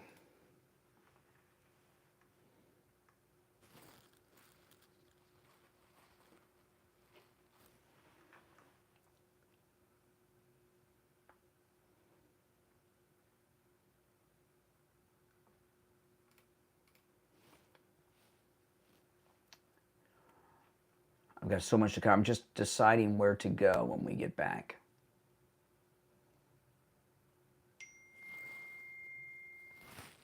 Okay.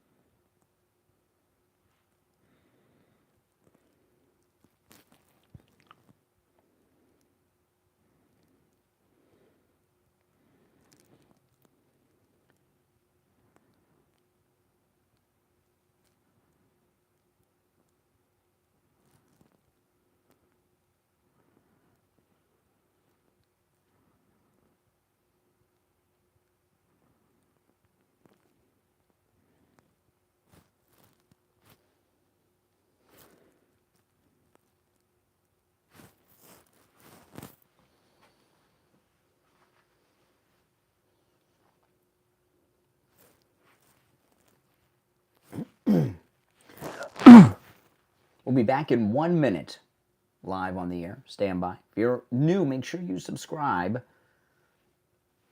And everyone else, if you could please like the video and share the video on all your socials, that'd be great too. We'll be back in 1 minute.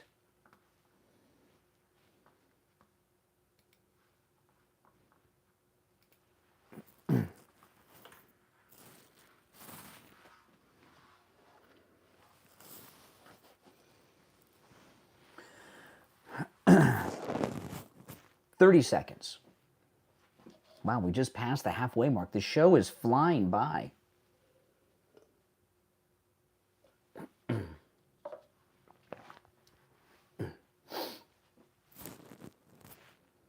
$20 seconds. If you'd like to call in, please do. The number is toll-free and pinned in the live chat. If you're on hold, hang in there.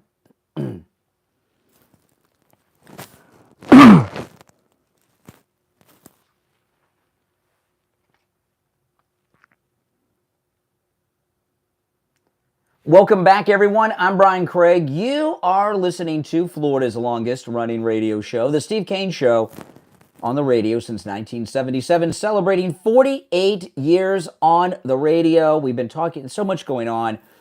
The trade wars with Canada and Mexico, we've talked about a lot, and also trying to get to the bottom. What are they hiding about the lady pilot on the Black Hawk? But Elon Musk at Doge is on fire. Okay, over the weekend. There's been so much happening with Doge. You know, Elon Musk just got access to the entire payment system of the United States Treasury Department. And there's an amazing article I'm going to go through on this with you, but here that goes through the details, because this came down like a movie scene, because the bureaucrats were trying to keep Elon away from getting access to that. You know, you hear a lot of misinformation out there. Every time there's an election, Democrats, you know, they use their fear tactics with Social Security in particular, and Medicare and Medicaid, right? And you hear them say all the time, oh, you know, if this Republican wins, it's the same thing, you know, that old playbook that Rush used to talk about. If fill in the blank Republican wins, your Social Security is going to dry up because they're going to take money out of the Social Security lockbox. How many times have you heard about the Social Security lockbox?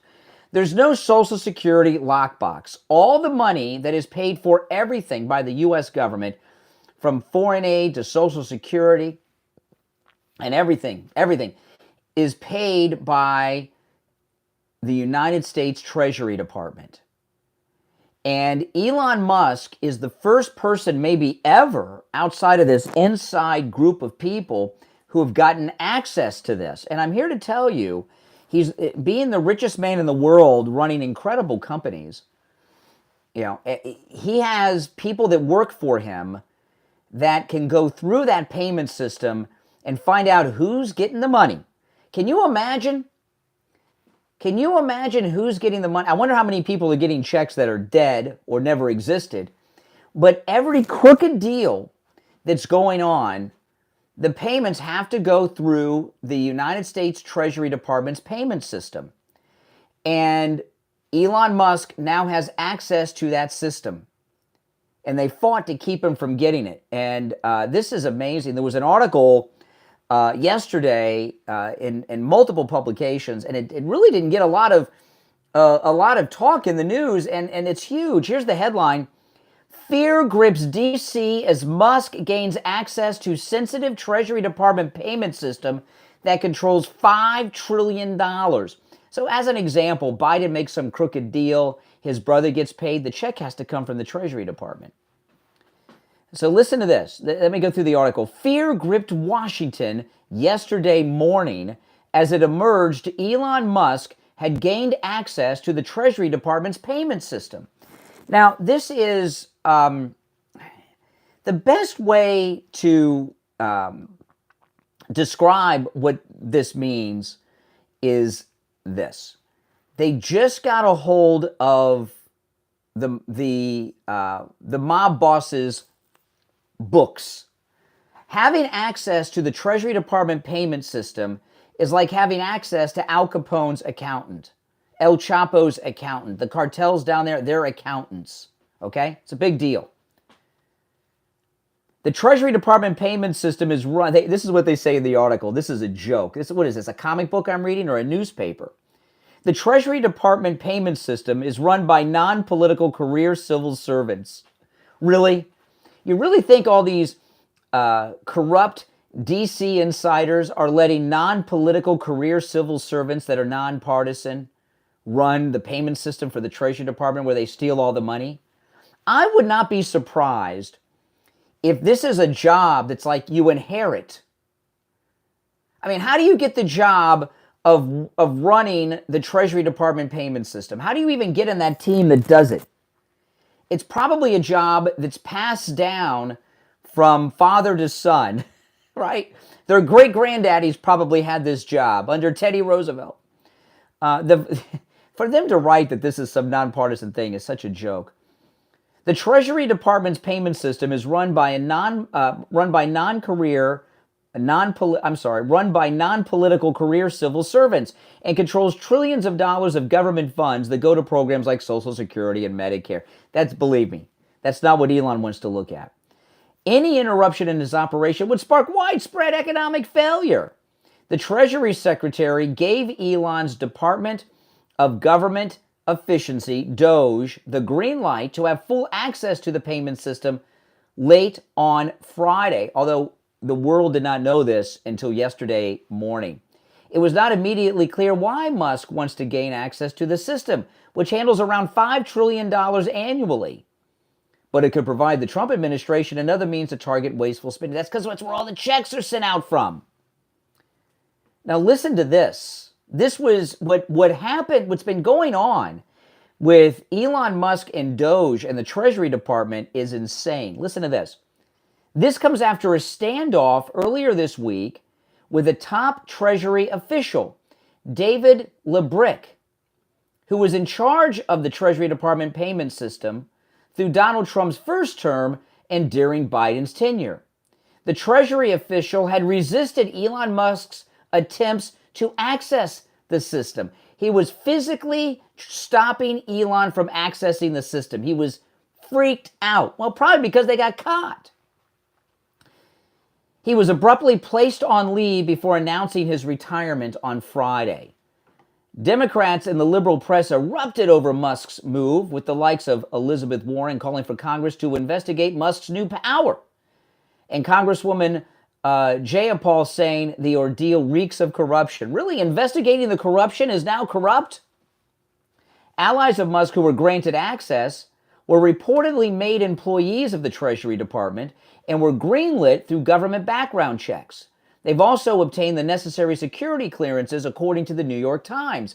So, Elon Musk, because of SpaceX, a lot of people that work for him have top-level security clearances already because of SpaceX. Okay, so don't let this make you nervous. So far, these people have not gotten to work and no government payments have been shut off, according to sources. He's not shutting off payments to your Social Security or your Medicare or your Medicaid. They want to find out all the crooked, not just government waste, but the crooked deals, because the payments all go through there. Elon Musk found out during this that the staff at the Treasury, and it's a very long article, but which I've read a few times because it's so juicy, so I'll just tell you about it. But Elon Musk found out when he got to the department and got control of the system, he found out this, that the Treasury Department payment system people, their staff, have never, and I'm not talking about the current staff, I'm talking about the staff that have controlled the Treasury Department payment system forever, not one time in their history have they refused to make a payment, to pay out, to write a check. They have not refused to send out a single check, not once, in the whole history of the Treasury Department payment system. Now, they told Elon Musk they were instructed not to do that they were instructed not to refuse to send out a payment. Well, that sounds like they're trying to pass the buck. Can you imagine? They've never refused to send out a payment. Nothing came across their desk that was questionable. And you know there's a lot of famous names that come through there from time to time. This is Huge. And this right here is the beginning of the end for corrupt Washington, D.C. This is so big. When Elon Musk has his forensic accounting Doge team go through the payments that have been made from the Treasury Department Payment Center, it is going to turn our world upside down. Believe me, there's a lot of scared people right now. That's why Elon Musk is living at the White House and sleeping in the Lincoln bedroom. That's the only place that's probably safe in the White House for him. This is amazing. I cannot wait for Elon Musk to start releasing this information. And you know, when he rescues the astronauts that Biden stranded up there on the space station, you know, the lady astronaut said she cannot even go to the bathroom now, that her bodily functions are shutting down.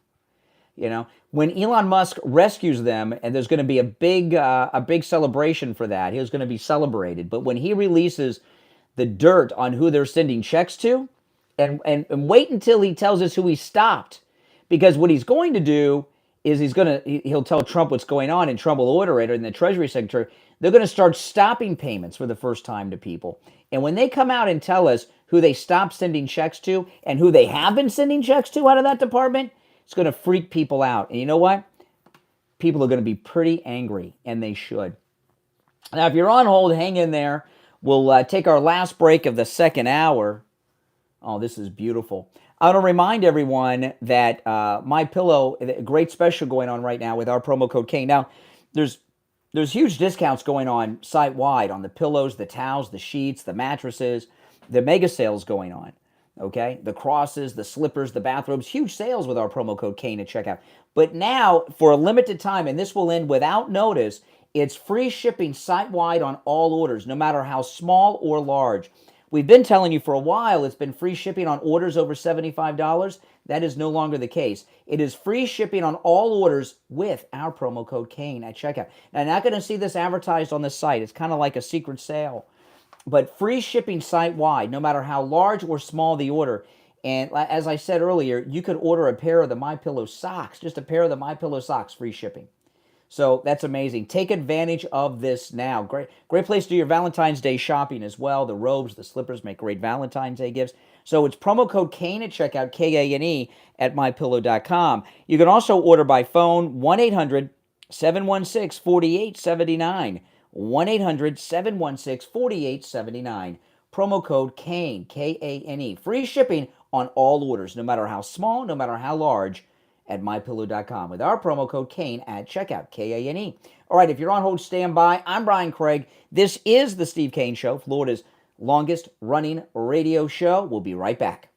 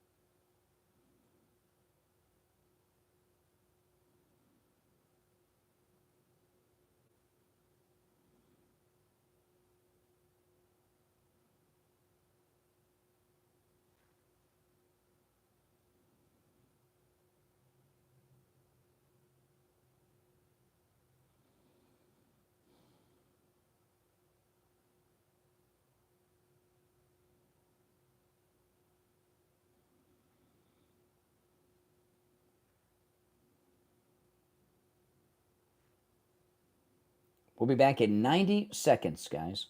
If you're on hold, hang in there.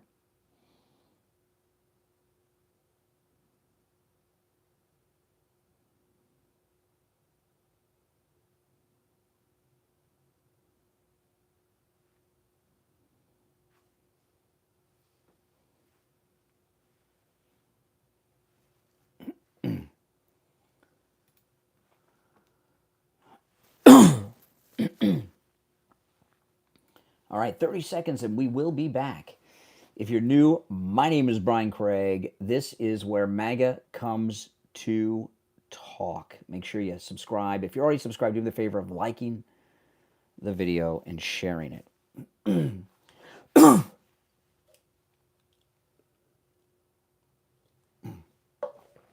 go to the calls when we get back.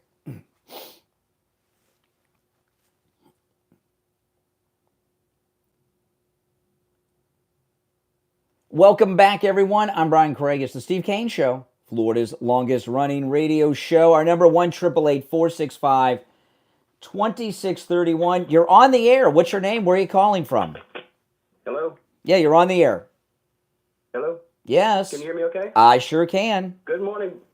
Good morning, IB, Brian. Hey, IB. Just to expand on what I said the other day about the pilot, either you want to die or you don't want to die, my next thought is the person is obviously maybe disgruntled in some kind of way. And if they really are DEI, and like I said, we all know how Democrats are very emotional, and that's why you always get these guys on the phone with you always freaking out. They can't be called. I think that person...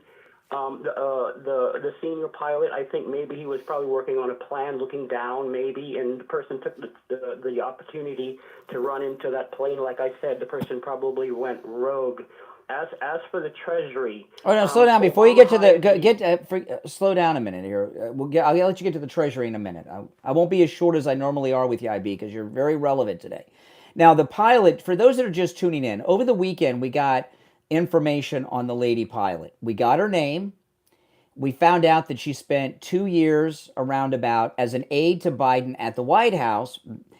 And we found out that someone, we don't know who, before her name was released, scrubbed her entire social media. So we learned a lot of stuff that's very disturbing about her. Okay, so what do you think they're hiding about the pilot? Or why would they scrub her social media? Anything connected with the DEI and Biden obviously goes back to Obama. Okay, let's not forget about the Christmas, how they prance around and they had the breasts out on the lawn of the White House. Let's not forget their mentality. I believe this person was very emotional, and they're somehow tied to the social media crap.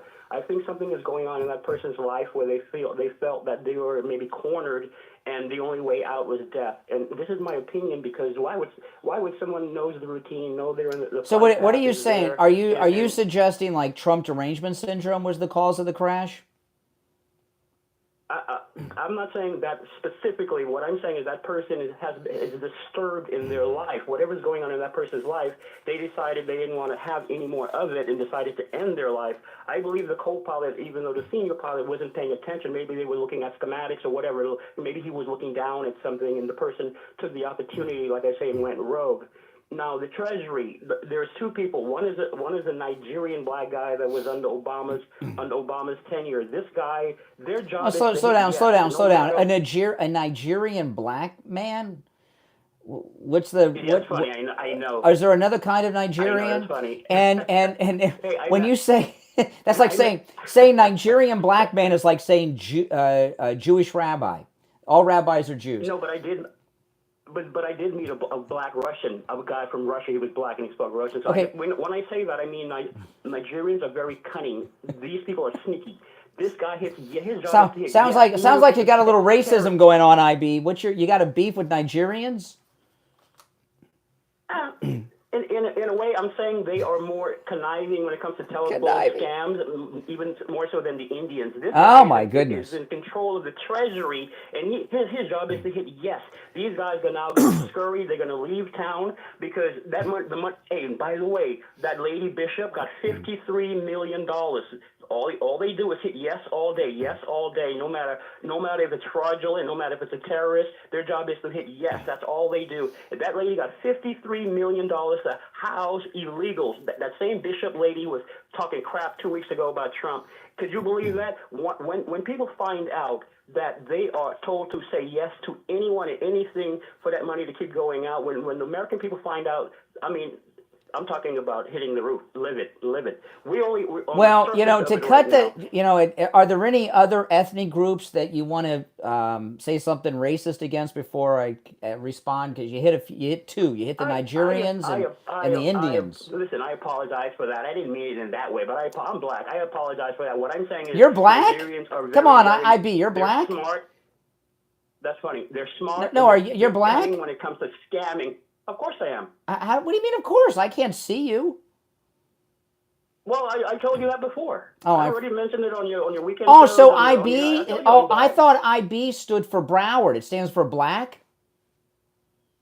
I told you, you know what IB meant because you caught me saying it one time. I'll tell you, it's island boy. IB means island boy. Oh, you're from an island. It's crazy.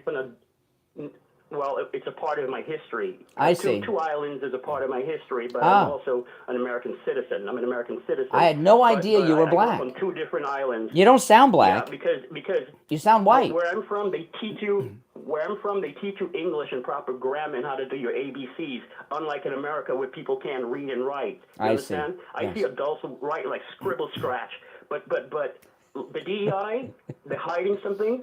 Because it's going to hit the Obama legacy.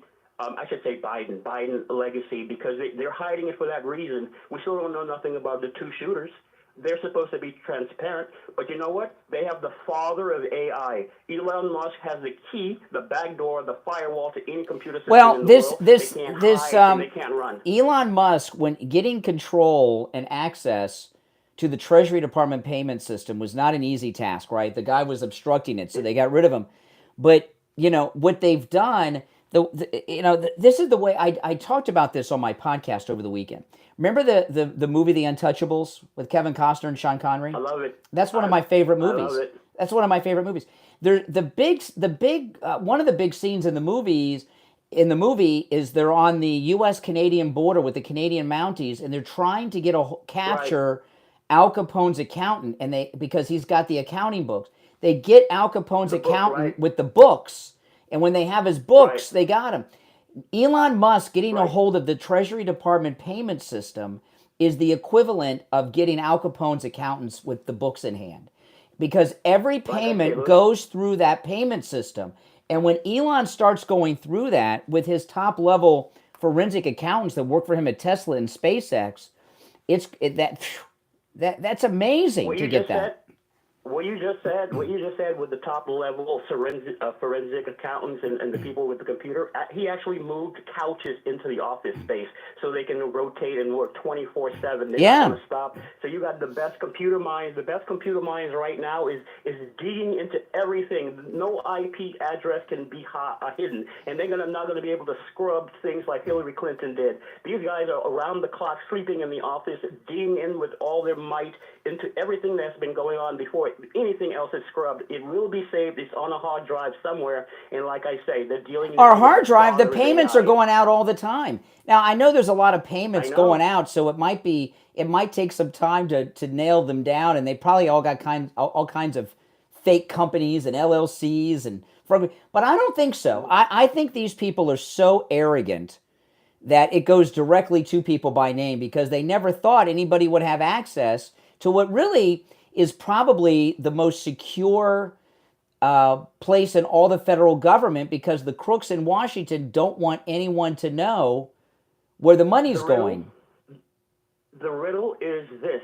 Who tells the two guys, the Nigerian and the white guy, which I believe they have already fled town probably, who tells them to hit the button? We want to know how many people who and what organizations consolidate with each other to then tell those guys to just keep hitting yes. That's all they do is sit there and hit yes. So what islands, IB, what islands are you connected to? The Turks and Caicos, the first home of Club Med, and the Bahamas, Nassau, Bahamas. Okay, pretty cool. All right, take care, man. I appreciate the call. IB's been calling for a long time. Did anybody know he was black? Does he sound black? He does not sound black. All right, our number 1-888-465-2631. It's a toll-free call. Oh, the Democrats gave us a great gift over the weekend. They made David Hogg, from the Parkland tragedy, the vice chair of the DNC, and he wants to abolish ICE, defund the police, and designate the NRA as a terrorist group. Are the DNC trying to help MAGA? Are they trying to help us? This is like the best thing that could have happened. I'm only sorry they didn't make him the chair, the senior chair. He's only the vice chair. David Hogg, this is perfect. It really shows you how out of touch with reality the Democrats are. They have no idea that this country has gone through a transformation. And David Hogg will help us in the midterms. As crazy as that may sound, he will help us in the midterms because he's a radical loon, and that's really not what they should be going for these days. If they want to win, I don't think they want to win. Now, I want to tell you that if you or someone you know or love is suffering from neuropathy, we got help for you here on the Steve Kane Show, and that's Lighthouse Medical. And you know, all of the advertisers here on the Steve Kane Show, either Steve uses them, I use them, or we both use them. And oftentimes we find advertisers for the program because one of us will have a need. I needed tires that I could afford, so I found Friendly Tire as an example. Steve needed a roof, so we found Tom Laporta at Laporta Roofing. But Steve had neuropathy, and he had neuropathy and the symptoms so bad he couldn't get out of bed. And we had two things coming up. We had a personal appearance that we were going to do. The one that we did at the mall where they called the cops on us because we were MAGA. You know, crazy. And then we had one of our, it was two cruises. Actually, it might be 3 cruises ago now. 2 or 3 cruises ago, we had our cruise coming up. And Steve's like, I can't get out of the house. I don't know how I'm going to go to this appearance. I don't know how I'm going to go to the cruise. And I found Lighthouse Medical. And Steve went over there. And Lighthouse Medical has a treatment for neuropathy that works. It rid Steve of all of his neuropathy symptoms. And that treatment was now 2.5 years ago. They have a treatment that not only works, but it lasts. Over 2.5 years have passed, and Steve's neuropathy symptoms have not returned. And I know a lot of you have gone to Lighthouse Medical too, because I meet you guys, some on our cruise. There were some of you at Wings Plus a couple weeks ago on Inauguration Day. Lighthouse Medical can help you rid you of neuropathy no matter where you're located. If you can't make it into the office and you're in another part of town, the state, or even another part of the country, they can help you. I'm going to give you the number. When you call, make sure you tell Lighthouse Medical you heard about them on the Steve Kane Show so you can take advantage of their no-charge consultation, which is only for our listeners. 754-222-6642. 754-222-6642. That's 754-222-6642. And online, lighthousemedicalcenter.com. Give them a call. Neuropathy's tough. It'll be gone. They can help you. They helped Steve, and it's been 2.5 years. It hasn't returned. They'll help you too. I'm Brian Craig. It's the Steve Kane Show. 2 hours down already. 1 to go. We'll take our break for the top and be back.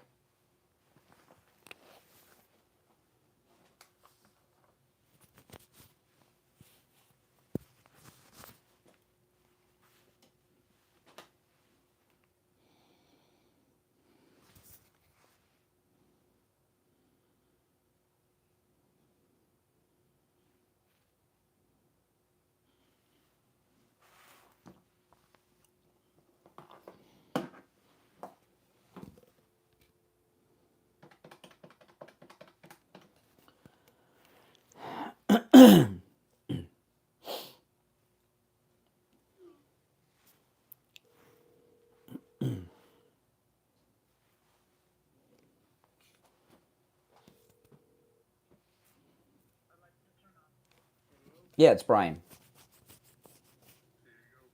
Yeah. What's going on? Mm-hmm. No, I do. Yeah, I'm going to put you on hold. We'll be back in a little more than 2 minutes. All right, hold on. If you're on hold, hang in there. Yeah, that's Steve. I keep it short because you guys can hear my side of the conversation, at least. So I keep it short. But we talked last night.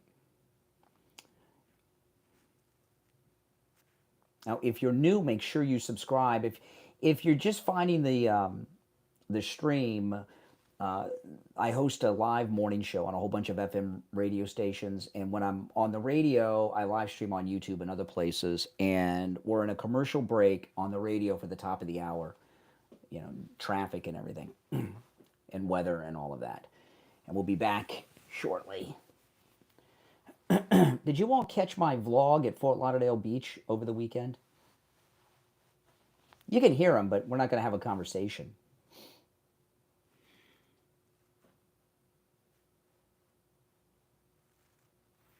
About anything important.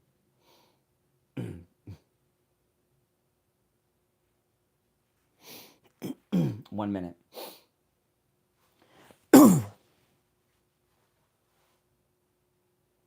Oh, how exciting. The show has flown by today. Just flown by.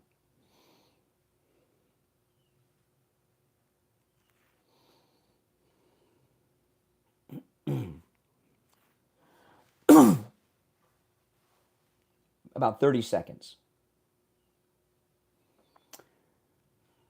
Yeah, that's my favorite beach. My mom lives right down the street from there. I grew up going to that beach.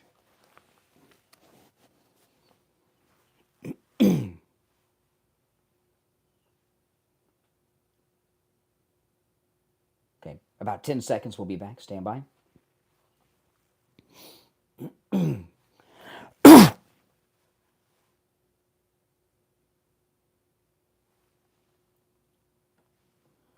Welcome back, everyone. I'm Brian Craig. You're listening to the Steve Kane Show, Florida's longest running radio show on the radio since 1977.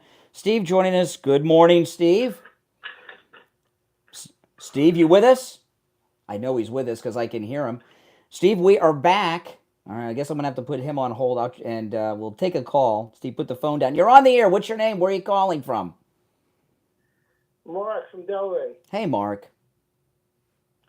I'm calling in regard to the Panama Canal. Yes. I can tell you that there was an agreement signed in 2017 for the Silk Road Initiative, and it's also a maritime Silk Road, and it's good for 3 years, and it automatically renews unless one party cancels, so it's coming up again in 26. That's too far away for Trump, I think, but I appreciate that info. Okay, and they're all over Latin America, China. Yeah, well, they won't be too long. The Monroe Doctrine is being enforced. Well, that's good. I'm all for that, but I just wanted to let you know that 26 is within Trump's term. Yeah, I know, but it's too far out. All right, I appreciate the the call. All right, we're getting some good intel. All right, we'll try again. Steve, you back with us? I certainly am. Oh man, Good morning. what a great MAGA Monday morning it is. Well, put a smile on my face. Take the lead. Tiff, put a smile on your face. It should already be there. You should have a 4-year smile in place. Well, there's no need not to be smiling. I mean, Panama caved to Trump yesterday with Marco Rubio. Canada and Mexico are about to surrender in the trade war to the United States. I mean, things could not be going better than they are going. This is amazing what's going on. You know, what's come out about the economies of Canada and Mexico. Now when I talk about Mexico, I'm only talking about their legal products, okay? I'm not talking about their drugs or their human trafficking, which are their number one exports. The number one exports from Mexico are drugs and humans, right? And Trump's shutting that down. The humans already shut down, their slave trade, and the drugs have been slowed down tremendously because of the border. But of the legal products of Mexico, the legal exports, not the drugs, not the people, but the legal exports from Mexico, 84% of their legal exports are to the United States. That is only 2.5% of our economy. How are they when 80? And if you factor in the drugs and the humans, basically 100% of Mexican imports are to the United States. So how are they going to win a trade war? Then we find out that Canada, between 75 and 80% of their exports globally are to the United States, and that's only about 2.5 or 3% of our economy. So, and what we're learning is about one half of the entire, and I'm not an accountant or a math guy or anything, and I'm just following the news, okay? About half of the Canadian economy is 100% dependent on the United States. Their overall economy, and they're done. It's just a matter of time before they bend to Trump's will. I mean, we've won the trade war before it's even begun. This is an amazing thing that's going on. It couldn't be better, Steve. Are you smiling yet? No, I'm not smiling yet. I'm focusing in here, trying to get my head together. Well, you better hurry because the show will be over in 53 minutes. I don't know. I was watching television all weekend. It's bizarre. What's the latest with the plane crash? Oh, well, that's the other one. Okay. Well, the plane. You're talking about the Army helicopter in D.C. Well, there were two plane crashes. Well, the one in Philadelphia, not much with that, but the one in D.C. we've got a lot of information that is opening up a lot of questions. Okay, so we got the identity of the lady helicopter pilot in the Army that crashed and killed all the people, right? That flew into the plane. Oh, see, no, I didn't even get that up there. Really? Oh, I'm surprised. But the lady flying the Army helicopter was a lady. There were two pilots. There was the instructor and the other one, and it was being flown by the lady. We got her name over the weekend. Remember, the family would not allow her name to be released, but we got some information about her when her name was released, and it's all disturbing, and it opens up a lot more questions. Okay. I'd be interested in that. Well, first we found out for about 2 years, while in the Army, she was a White House aide to Joe Biden for 2 years. Oh my God! Yeah, those are her qualifications. I guess the other piece of information we got, because now remember, her name was not released because the military have a rule, which I don't think anyone ever knew about this, but families can have the Pentagon not release the name of their relative when they die. It's an honor that I guess they give the families. So the family would not allow her name to be released until over the weekend. The family, when they gave the okay to the Pentagon to release her name, we found out two things. One, she was a Biden aide at the White House for 2 years, which tells you, that opens up a lot of. How do you get that kind of gig, right? Do you have to be connected, or is that something you're randomly assigned? But here's the other thing we found out, and this is even more disturbing than being a Biden aide for 2 years. Between the time of the crash that she obviously is responsible for, because she was flying the helicopter she flew the helicopter directly into the civilian jet. Between the time of the crash and her name being released to the public over the weekend, her entire social media was scrubbed and erased by someone. We don't know who. So we have her name, but if you go online to try to find anything about her, it's all been wiped out. So we know nothing about her other than her name. Well, they're hiding something. They're hiding something. And the family released a very wordy statement about her, and they used a word that's vague. It could mean a couple of things. They talked about how she was a great daughter, a great this, a great that, and a wonderful partner. Now, partner, I'm a wonderful husband, right? I have a wonderful wife. Now, partner could mean she's shacking up with some guy she's not married to. But more common, it would refer to as a gay relationship, wouldn't it? Traditionally, but it could be a guy she shacked up with. Okay, we don't know. So we got a lot of questions. You look at the video, it looks like it was on purpose to me. I mean, maybe it wasn't, but flying higher than they're supposed to, at a high rate of speed, right into it. Her social media was scrubbed before we knew her name, so nobody can get any background on her. And we find out she was a Biden aide for 2 years. And she looked to love that job as a Biden aide because there's a photograph of her at a ceremony, and she looks very happy with all these Democrats. So it asked, was this crash an accident or Trump derangement syndrome? We don't know. But the scrubbing of the social media, that's hiding something. There's no. When I went to bed last night, which was after the Mark Levin show, it did not come out that the pilot was female. Oh, no. We knew she was female last week. We didn't get her name until over the weekend. Well, Mark Levin records his show. So at the time he recorded the show, he may not have known what her name was. Her name's not important. Well, I mean, other than it gives an indication of, we're speculating about what her connection to the White House is.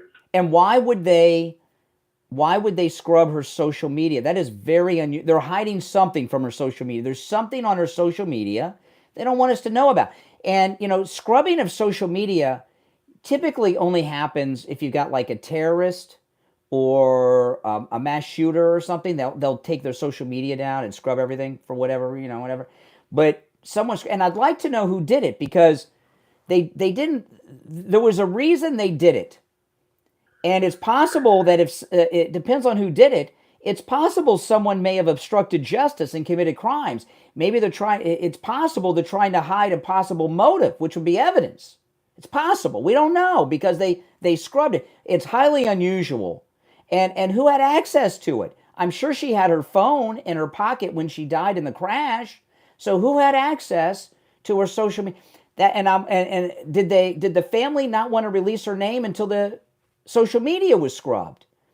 There's a lot of questions here, and it doesn't look good. More questions than answers. Well, listen, I'll give out if anybody has any speculation. Do you think they're hiding something? I've seen that video many times. It does not look like an accident. It may be an accident. It doesn't look like an accident to me. Could be, but I don't know. Does it look like an accident? Are they hiding something?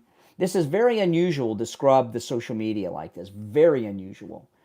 Our number is toll-free, 1-888-465-2631.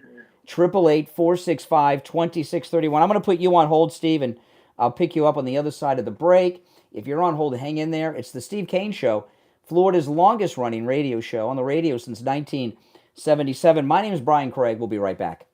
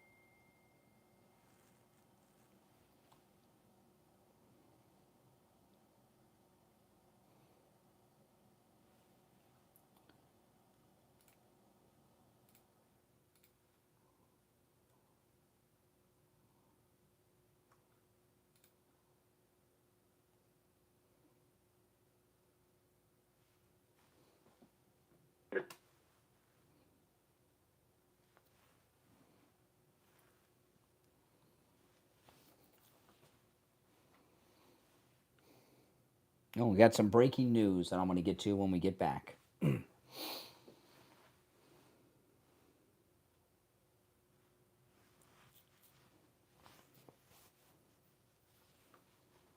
Oh. If you're on hold, hang in there.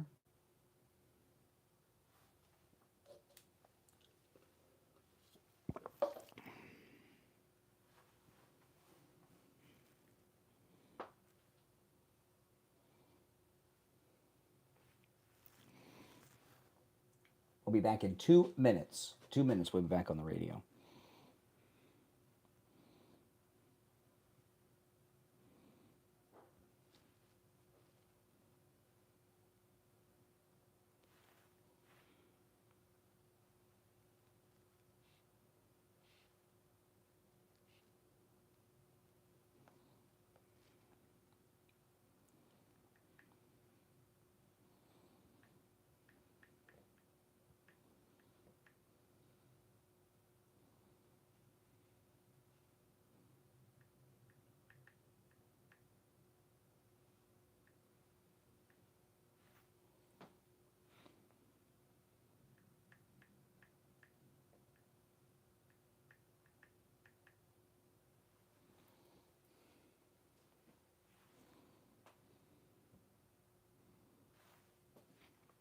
1 minute. We'll be back.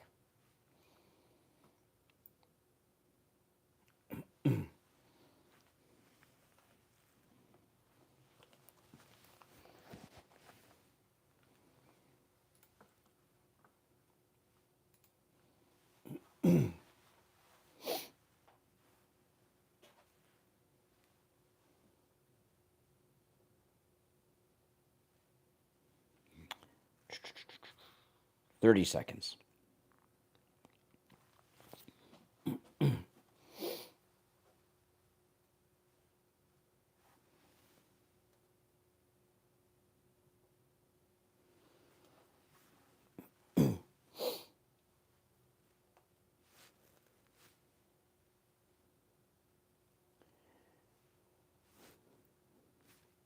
Ten seconds.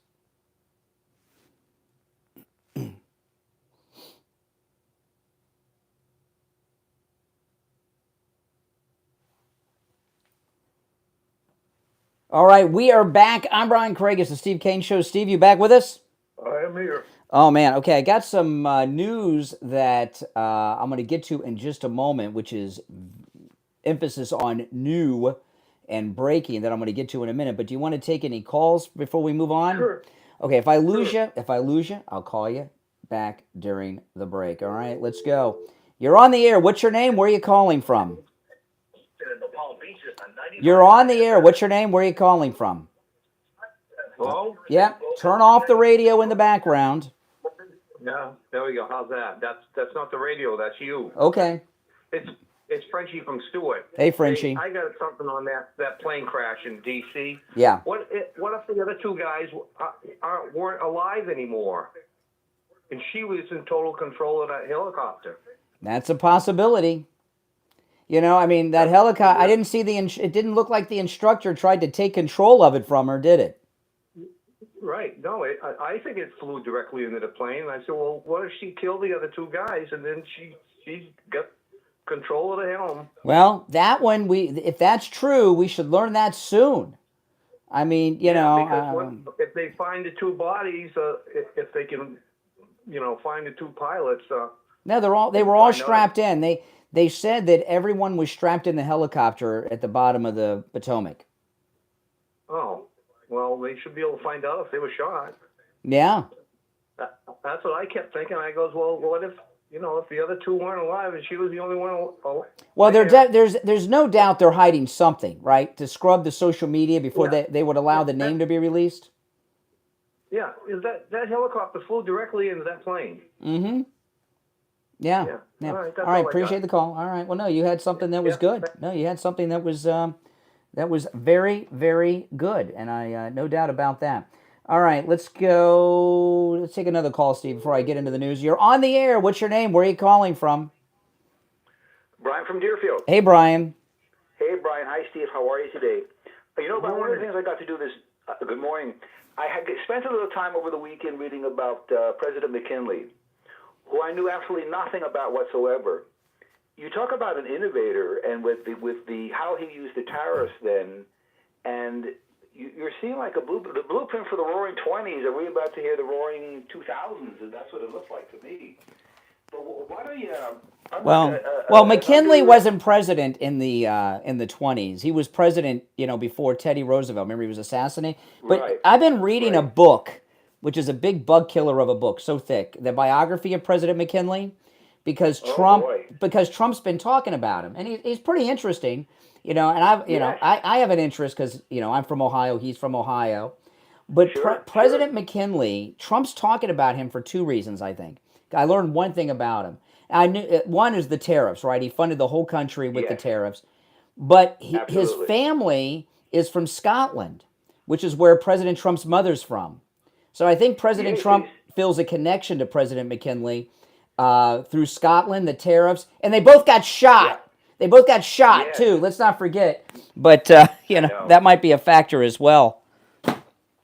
Now, President McKinley was the first one to bring in the concept of using tariffs as a leverage. I don't know. I mean, I don't want to get into some history lesson on tariffs. I mean, I don't want people to stop listening. Okay. But regardless, Canada and Mexico are tiny little economies that are 100% dependent upon the United States, and they're going to fail. I didn't realize when you gave those percentages out in Mexico and Canada, how small it is compared to our economy in that. The Canadian dollar is already losing value, I read this morning. Same thing with the Mexican peso. Wow. Incredible. Interesting to see how it affects gold prices this morning. Well, we'll find out. Yeah, that's right. Yes, that's going to be very interesting to see. Mm-hmm. But like Trump said, you're not going to get tired of winning, and I mean, we're winning on every level here. It's just incredible. So quickly. You know what I wonder, Steve? Because one of the 1 ounce gold coins is the Canadian maple leaf. It's pretty popular. I wonder, I'll ask William Youngerman if it's a good time to buy the Canadian maple leafs now, because maybe if there's a trade thing, those might come in short supply. I don't know. We'll find out. Yeah. Fascinating, though. Very fascinating, and what a time we're living in. And well, the thing is with Canada, what we're finding out about the Canadian economy, and remember, one of Trump's closest friends lately has been Mr. Wonderful from Shark Tank, Kevin O'Leary. He is a billionaire, but he's Canadian. So I promise you, with this Canadian trade war, Kevin O'Leary from Shark Tank, Mr. Wonderful, has been advising Trump every step of the way, and he has obviously a top understanding of the Canadian economy is a tiny little economy that seems a lot bigger than it is because they're on our coattails. Right. Leary's a very, very bright guy, and from what I understand, he's been talking with Trump quite a bit prior to this. He's been at Mar-a-Lago all the time. Yeah. Well, I think he lives in Boca now. He moved up from Canada to Florida too. Maybe I'm a neighbor. Maybe he's one of my neighbors. Well, you could be, Brian. You never We know. probably live in different parts of Boca. But fascinating, and I do enjoy the history part. But boy, I mean, we are. You really feel we're in good hands. We're living in history being made. I mean, look, Trump made regime change in Canada with Trudeau with just a couple posts on Truth Social. Now, Trudeau's there till October. There are elections in October. But that election wasn't going to happen. He made it happen. It's regime change. Well, his opponent would be a conservative, from what I understand. I don't know. I'm following a lot of Canadians, okay, that are talking the Canadian news, and they're telling us that the guy that they're pushing up to replace Trudeau is... They said I heard one Canadian say, if Trudeau is the World Economic Forum, the guy they're trying to replace him with is the speechwriter for the World Economic Forum. So they're trying to play a game here, but they're going to lose and we're going to win. All right, appreciate the call. All right, take care. You're welcome. Have a Take care. Yeah. By the way, we had great calls throughout the day. I got some breaking news, but I'm going to share it after the bottom of the hour break. Because I want to give it its due. If you're on hold, stand by. I want to tell everyone, though, about Lighthouse Medical Center and their incredible treatment that rid you, Steve, of neuropathy. Neuropathy is living torture. It really is. If you have neuropathy or a family member who does, I don't have to tell you. The dizziness, the feeling of pins and needles in your hands and feet, the falling down. One of the reasons a lot of elderly people fall all the time is they have neuropathy. They may not even know it, right? And these symptoms are awful. If you've not been diagnosed with neuropathy but have some of these symptoms, you might want to call Lighthouse Medical, take advantage of the no-charge consultation, and find out if you have neuropathy, numbness, pain, burning, tingling in your hands and feet, muscle weakness, loss of balance, dizziness, muscle twitching, no feeling at all in your hands and feet. You may have neuropathy, but if you have neuropathy, they have a treatment that will rid you of your neuropathy symptoms like it did with Steve Kane over 2.5 years ago, and it lasts. Not only does it work, it lasts. It does not return in Steve or any of the listeners I've met. And I met a couple of our listeners at Wings Plus on Inauguration Day who used to have all these neuropathy symptoms, and they're gone now, courtesy of Lighthouse Medical. Give them a call. Now, when you call, make sure you tell them you heard about them on the Steve Kane Show, so you can take advantage of the no-charge consultation. Here's the number, 754-222-6642. 754-222-6642. That's 222-6642. And online, lighthousemedicalcenter.com. All right, if you're on hold, hang in there. I've got some breaking news I'm going to break to you after the bottom of the hour break. I'm going to put you on hold, Steve. This is the Steve Kane Show. I'm Brian Craig. We'll be back right after this.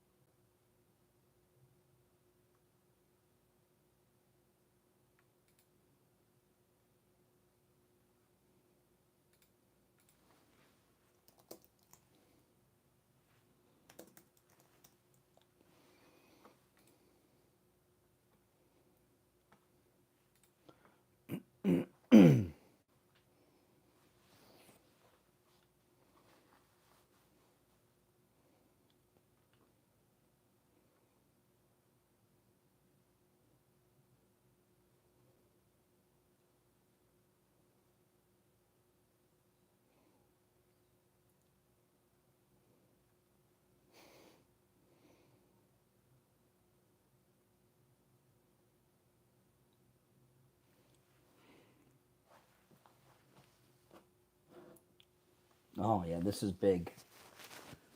When we come back we'll, on the radio, I'll get into it. It's pretty big.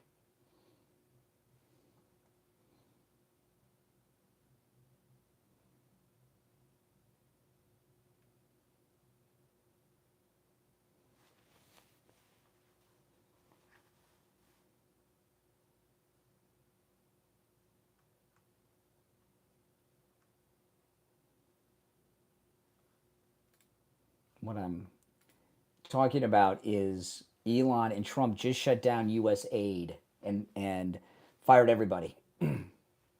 They shut it down. I'm going to read through the story to get all the details when we get back. It's huge. That is so big. We'll be back in just over 2 minutes on the radio. I'll go through it. I didn't want to go through it till I read a little bit of it because it's just breaking. Oh, that's so big.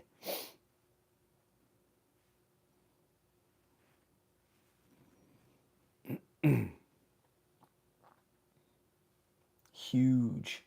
Look at that.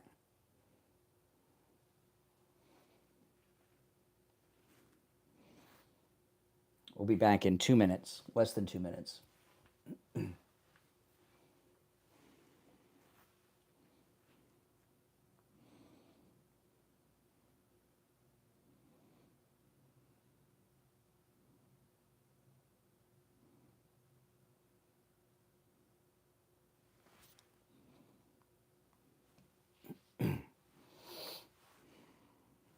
Oh.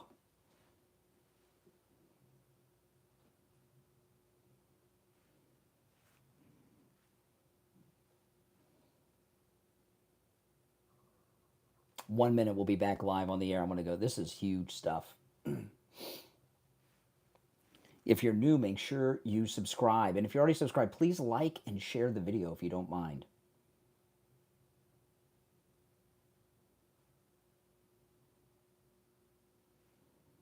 If I had a flight schedule this week, I wouldn't go. No way. No way.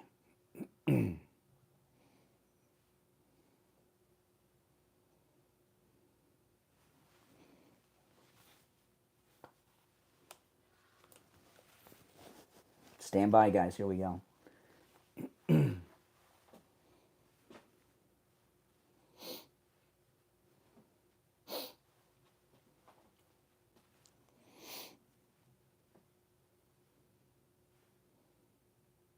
10 seconds.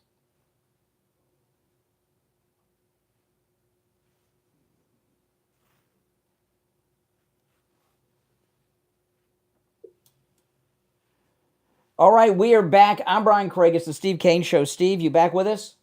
I think so. Okay, good. This is big stuff. Now, during the break, somebody just asked me Lighthouse Medical's number, so I'm going to give Lighthouse Medical's number for the neuropathy out on the air, and then they're big. Elon Musk and Donald Trump did something really big. It's going to hijack the whole news cycle all day. Panic is going through the streets of Washington right now. But to reach Lighthouse Medical, it is 754-222-6642, 754-222-6642, and online, lighthousemedicalcenter.com. Okay, over the weekend, Elon Musk got access to two things. And both of them he had to go through these very obstructive lifelong public servants. One, Elon Musk got control of the Treasury Department's payment system portal. That's where all the checks of the federal government are mailed out.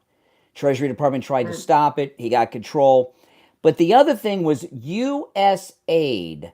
Now, he was trying to get access to USAID, and the guy that was running it actually physically tried to stop Elon Musk from having access to the USAID records and computers. And USAID is the big money launderer that sends all the money around the world to everyone that we give aid to. It could be Al Qaeda terrorists, ISIS terrorists, Zelensky, or friends and family members of Congress people, all done through the guise of USAID. Elon Musk and President Trump have shut down USAID. This big breaking news story. Let me go through this story. The story just broke a few minutes ago, and I was waiting for a little more information to come out, and it did. And then I went through it during the bottom of the hour break. So, all the money they give around the world goes through USAID. Listen to this. Here's the headline. Elon Musk shuts down USAID with Trump's approval hours after taking control of it and locks its 600 staffers out overnight. This just happened. Elon Musk, yeah, I know, this is huge. This is like $1 quadrillion that they pay out. I know that's not a real number, but they pay out so much money, it might as well be an unknown infinity number, right? Elon Musk and President Donald Trump shut down the government agency tasked with humanitarian relief overseas after they agreed the organization was beyond repair. The billionaire First Buddy led a civilian review of the federal government agency with Trump's go-ahead and decided to shut down the U.S. Agency for International Development, USAID, and its Washington, D.C. offices have also been shut down. USAID, I know, nothing like this has ever happened before. Nothing. And I promise you, 99% of this is all corruption, probably paid to members of Congress and stuff. USAID staff were shocked when they woke up this morning to emails instructing them to stay out of the D.C. headquarters. It became apparent that it's not an apple with a worm in it, Elon Musk said on the 16-decade U.S. International Aid and Development Agency.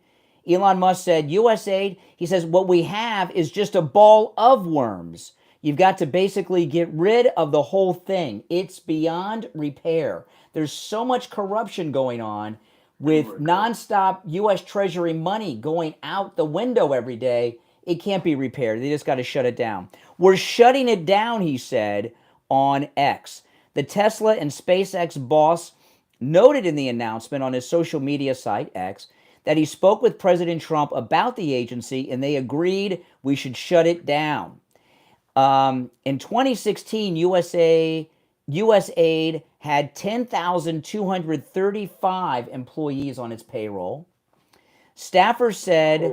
Yeah, staffers said they tracked 600 employees who reported being locked out of the computer system overnight. So they woke up today and they were locked out of the computer system. And I got to tell you, which means their keys didn't work. Yeah, these people are scared because this is like cartel-like corruption of money.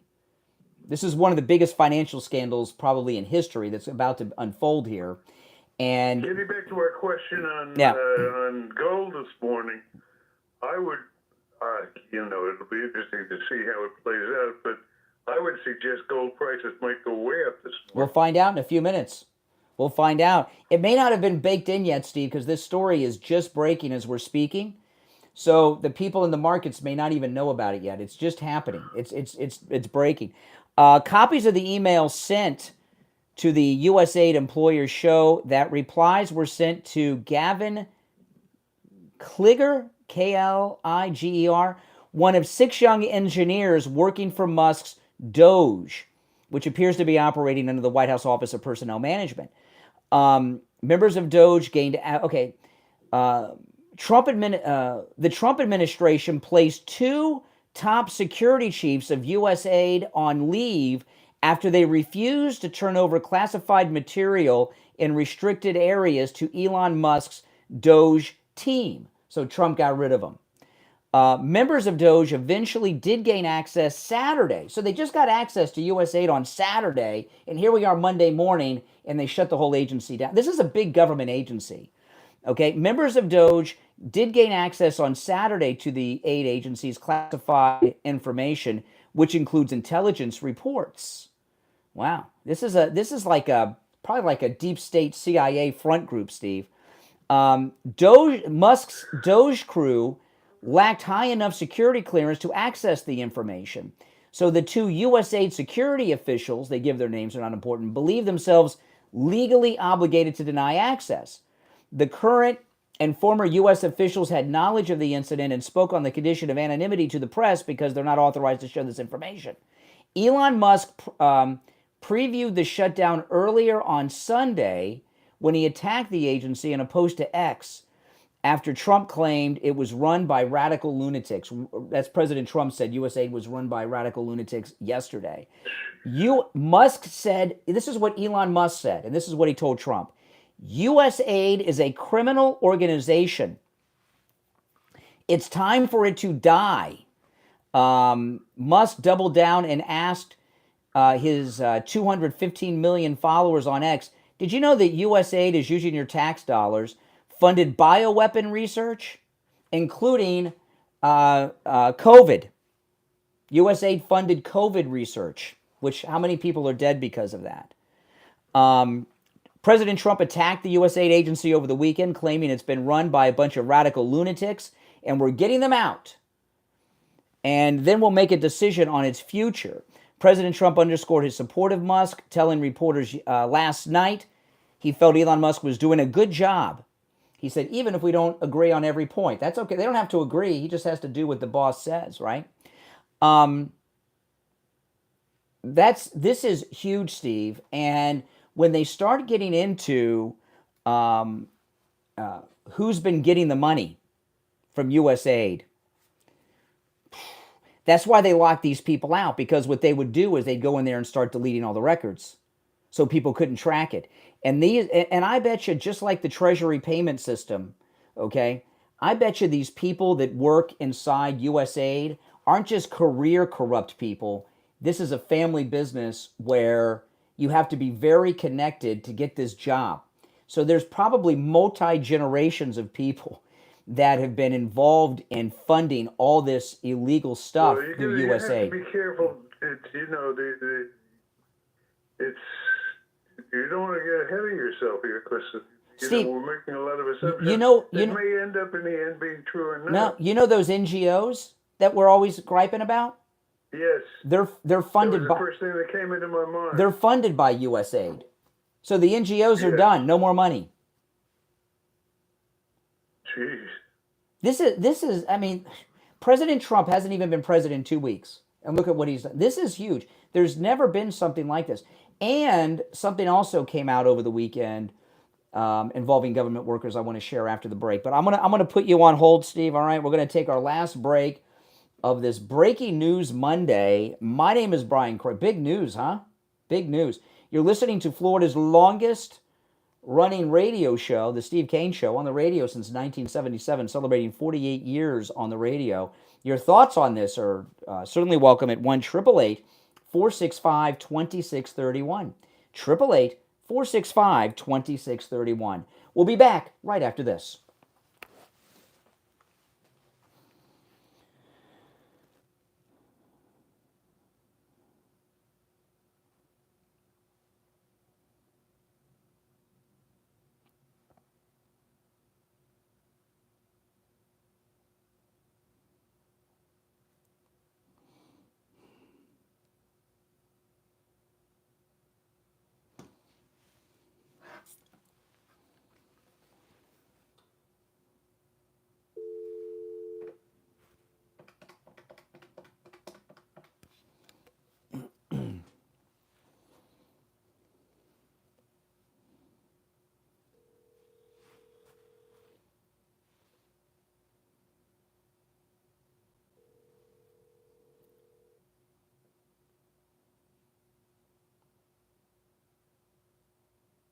Hey, it's Brian. I want to put you on hold. I'll be to you in about 20 seconds. Hold on.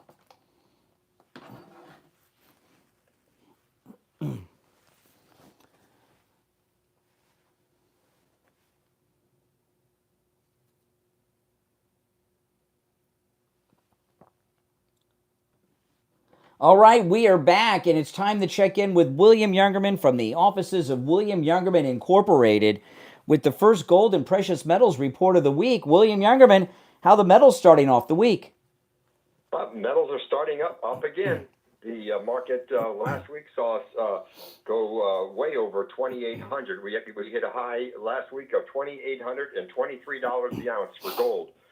Friday it traded in a range of $2,784 to $2,823, closing out the week at $2,799.20, which was up $3.90 on Friday. Silver closed out the week down 34 cents at $31.27, but still nicely above that $30. And platinum was up $10 at $9.79, and palladium gained $18 at $9.99. This morning we've seen gold trading in a range of on the low of 27.66 all the way up to about 28.15. Right now we're at $2,809 on gold. That's up $13.20. Silver at $31.20, down 6 cents. Platinum at $9.63, that's down $16, and palladium $9.92, down $6. Wow. So markets are doing very well considering the nice gains we saw last week and the record highs that were set for the price of gold. Absolutely. You know, all this talk, let me ask you, all this talk of trade wars between the United States, Canada, and Mexico, you know, and of course, you know, gold and the precious metals are a great hedge over all kinds of economic upheaval, including trade wars. But before these trade wars heat up, would you recommend people pick up the Canadian 1 ounce gold maple leafs or maybe some of the Mexican gold products, or does it not matter? Well, there's plenty of other products to buy. So that's, you know, unless you're a fan of maple leafs or Mexican products, there's no reason to panic over that scenario. The thing will be, though, that there will be a lesser amount of gold probably being imported from those countries such as China, Mexico, and Canada. Oh, that's good for us. So that will be very bullish for gold also. Oh, that's awesome. That's great.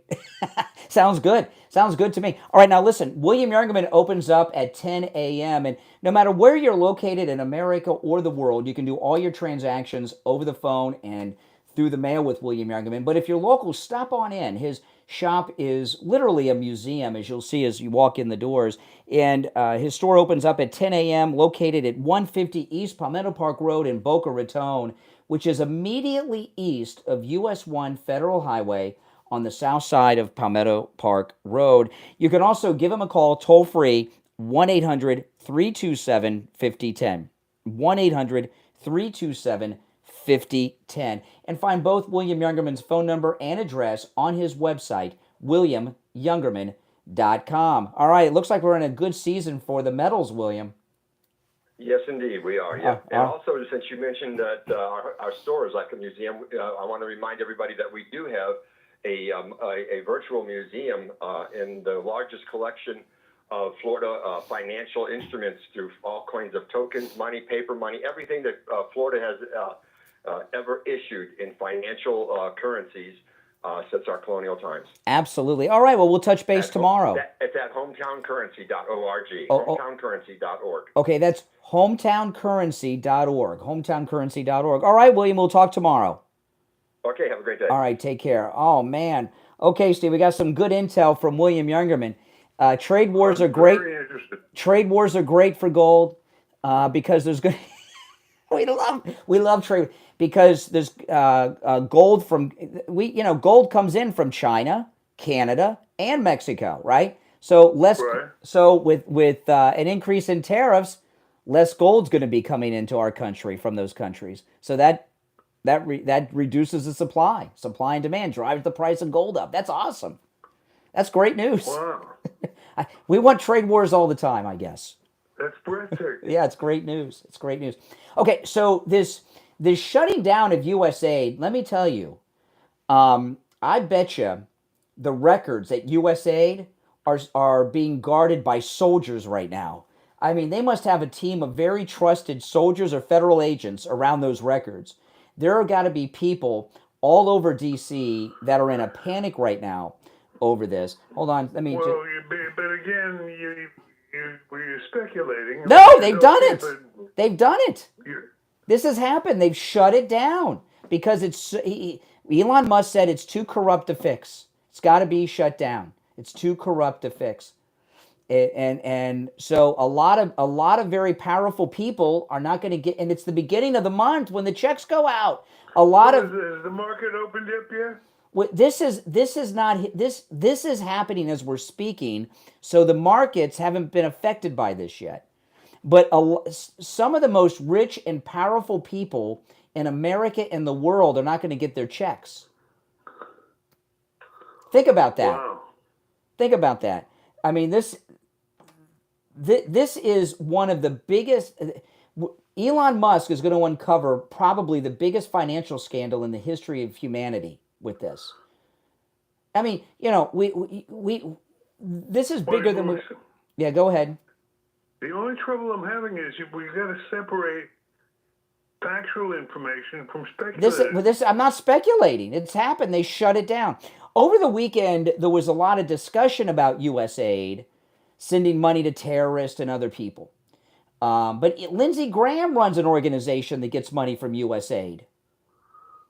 Did you speak to William Youngerman? Yeah, I just did during the break. That's where I got that information on the gold while you were on hold. But so how did it go open this morning? We're over 2,800. We're over 2,800 on gold. So, but this hasn't really hit the markets yet because they don't know about this. We got kind of an early jump on this story. We are breaking the news, okay, on the show. But over the weekend, there was discussion from Elon Musk about the corruption of USA before he got access to it. And then they found out that Lindsey Graham runs an organization that gets money from USAID, and Elon Musk said, is this even legal? So what that tells me, there's a lot of people in Washington who either themselves or an organization connected to them are getting USAID money. USAID, what we're finding out is this is where a lot of the corruption is sent out at. You know what I mean? So a lot of criminals are going to be outed with this. This is huge. Then there was another thing that came out over the weekend. This came out from Caroline Leavitt, the White House press spokesperson, on Friday. They have I can't remember what the number is offhand, but it's a huge percentage. The federal workers that the federal workers that have been working from home, okay, a huge percentage of them have been working another job. And I don't mean moonlighting at night or on the weekends. They've been working a full-time job when they're supposed to be at home working for the federal government. So they've been collecting a full-time government salary while working another job all day. And they have, it's a large number of them. Thousands of federal workers in DC have been doing this. And they know who a lot of them are. And they've been doing this since the shutdowns in 2020. So 4 or 5 years they've been drawing 2 salaries. So I mean that's fraud against the federal government. That's imprisonment. That's hard. There's no way they could pay back the money. It's too much money. A lot of these federal workers, they're like 100,000 plus a year. Okay. And, some of President Trump fired the highest paid federal worker the other day. How much he was making, the highest paid federal worker? How much? $10 million a year. Get out of here. The guy that ran the Tennessee Valley Authority. $10 million a year. Okay? The swamp draining and the house cleaning that's going on is at a level that's never been fathomed before. And we're going to find that USAID, I'm guessing USAID, if you notice, and remember Zelensky? Did you see what Zelensky said yesterday? No. Oh, he gave an interview, and only about half, a little less than half of the money sent to Ukraine came to him. He doesn't know where the other half went. So, exactly. So he's like becoming a cooperating witness. He's scared. So what's going on here is this. We've realized, and we were talking about this on the show last week, that it seems that the corruption in Washington, they're only really able to steal money from foreign aid. Somehow they can't do it so easily from domestic spending for some reason. I don't know why, and I guess now we know. It's probably a lot of it done through USAID. So all these corrupt deals that these guys broker, mostly done through foreign aid, a huge chunk of it is done through USAID that Elon Musk has just shut down after he got control of the records. So we're walking into the biggest government financial scandal in history of the world in any government. There has never been a scandal even close to this. And Trump and Elon Musk, they got all the receipts. They got all the records. And this is... And I know Elon Musk has been going through it because he said Lindsey Graham runs an organization that receives money from USAID. He posted it online. And he said, is this even legal? Is this even legal? So, Trump may get that third term, Steve. Trump may get that third term because everyone in Washington is going to be in prison. This is really amazing. Amazing that this has happened. Now, I want to tell people, I'm not sure if you're on hold, stand by. We're running towards the end, so I'm not sure if we're going to have time to get to the phones or not. I'll try to take a call or two, but time's running short. But I want to remind everyone, Mike Lindell, Steve, he's given us the greatest special you could have. Free shipping on all orders, no matter how large or how small. I saw that. Yeah, so with our promo code Kane at checkout, Kane. So you can order just a pair of MyPillow socks and it'd be free shipping, or you can order, $1 million worth of stuff and it's free shipping. No matter how large, no matter how small, free shipping on all orders site-wide. Plus you get the deals with our promo code Kane at checkout, Kane at MyPillow.com. You can also order by phone, 1-800-716-4879, 1-800-716-4879. I want to tell you, the free shipping offer will end without notice. What will happen is I'll get an email in the morning before we go on the air and tell me it's over. I will not get notice before this. So take advantage of it, and it's a great time to do your Valentine's Day shopping. Okay, I'm going to try to take a call or two. but we are running short on time. You're on the air. What's your name? Where are you calling from? Hey, Steve and Brian. Good morning. It's JJ from Mass. Oh, JJ, big news day.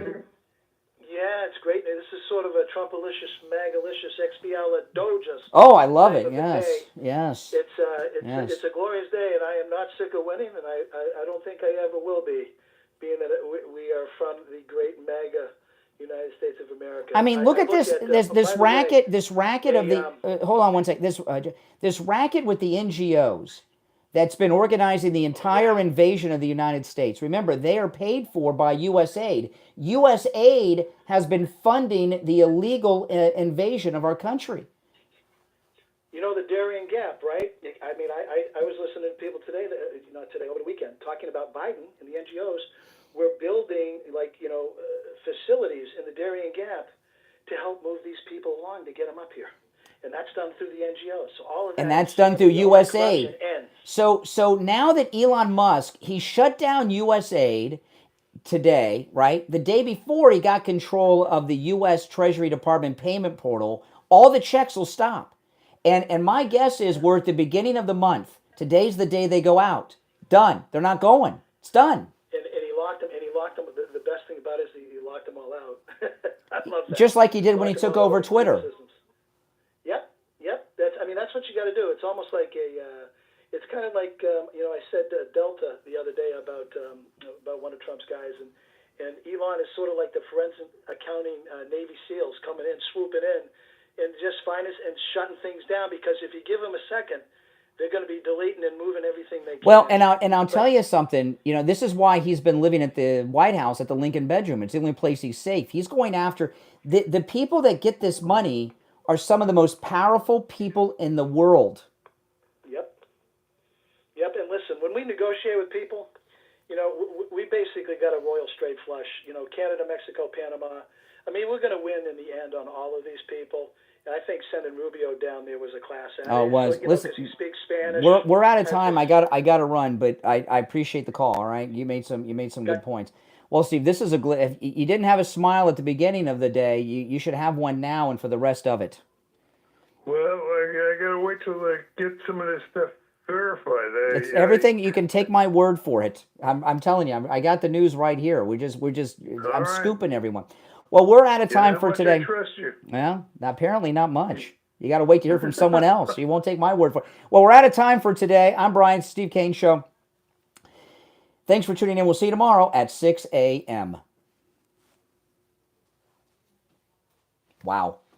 That's amazing. If you're new to my channel, make sure that you subscribe, all right?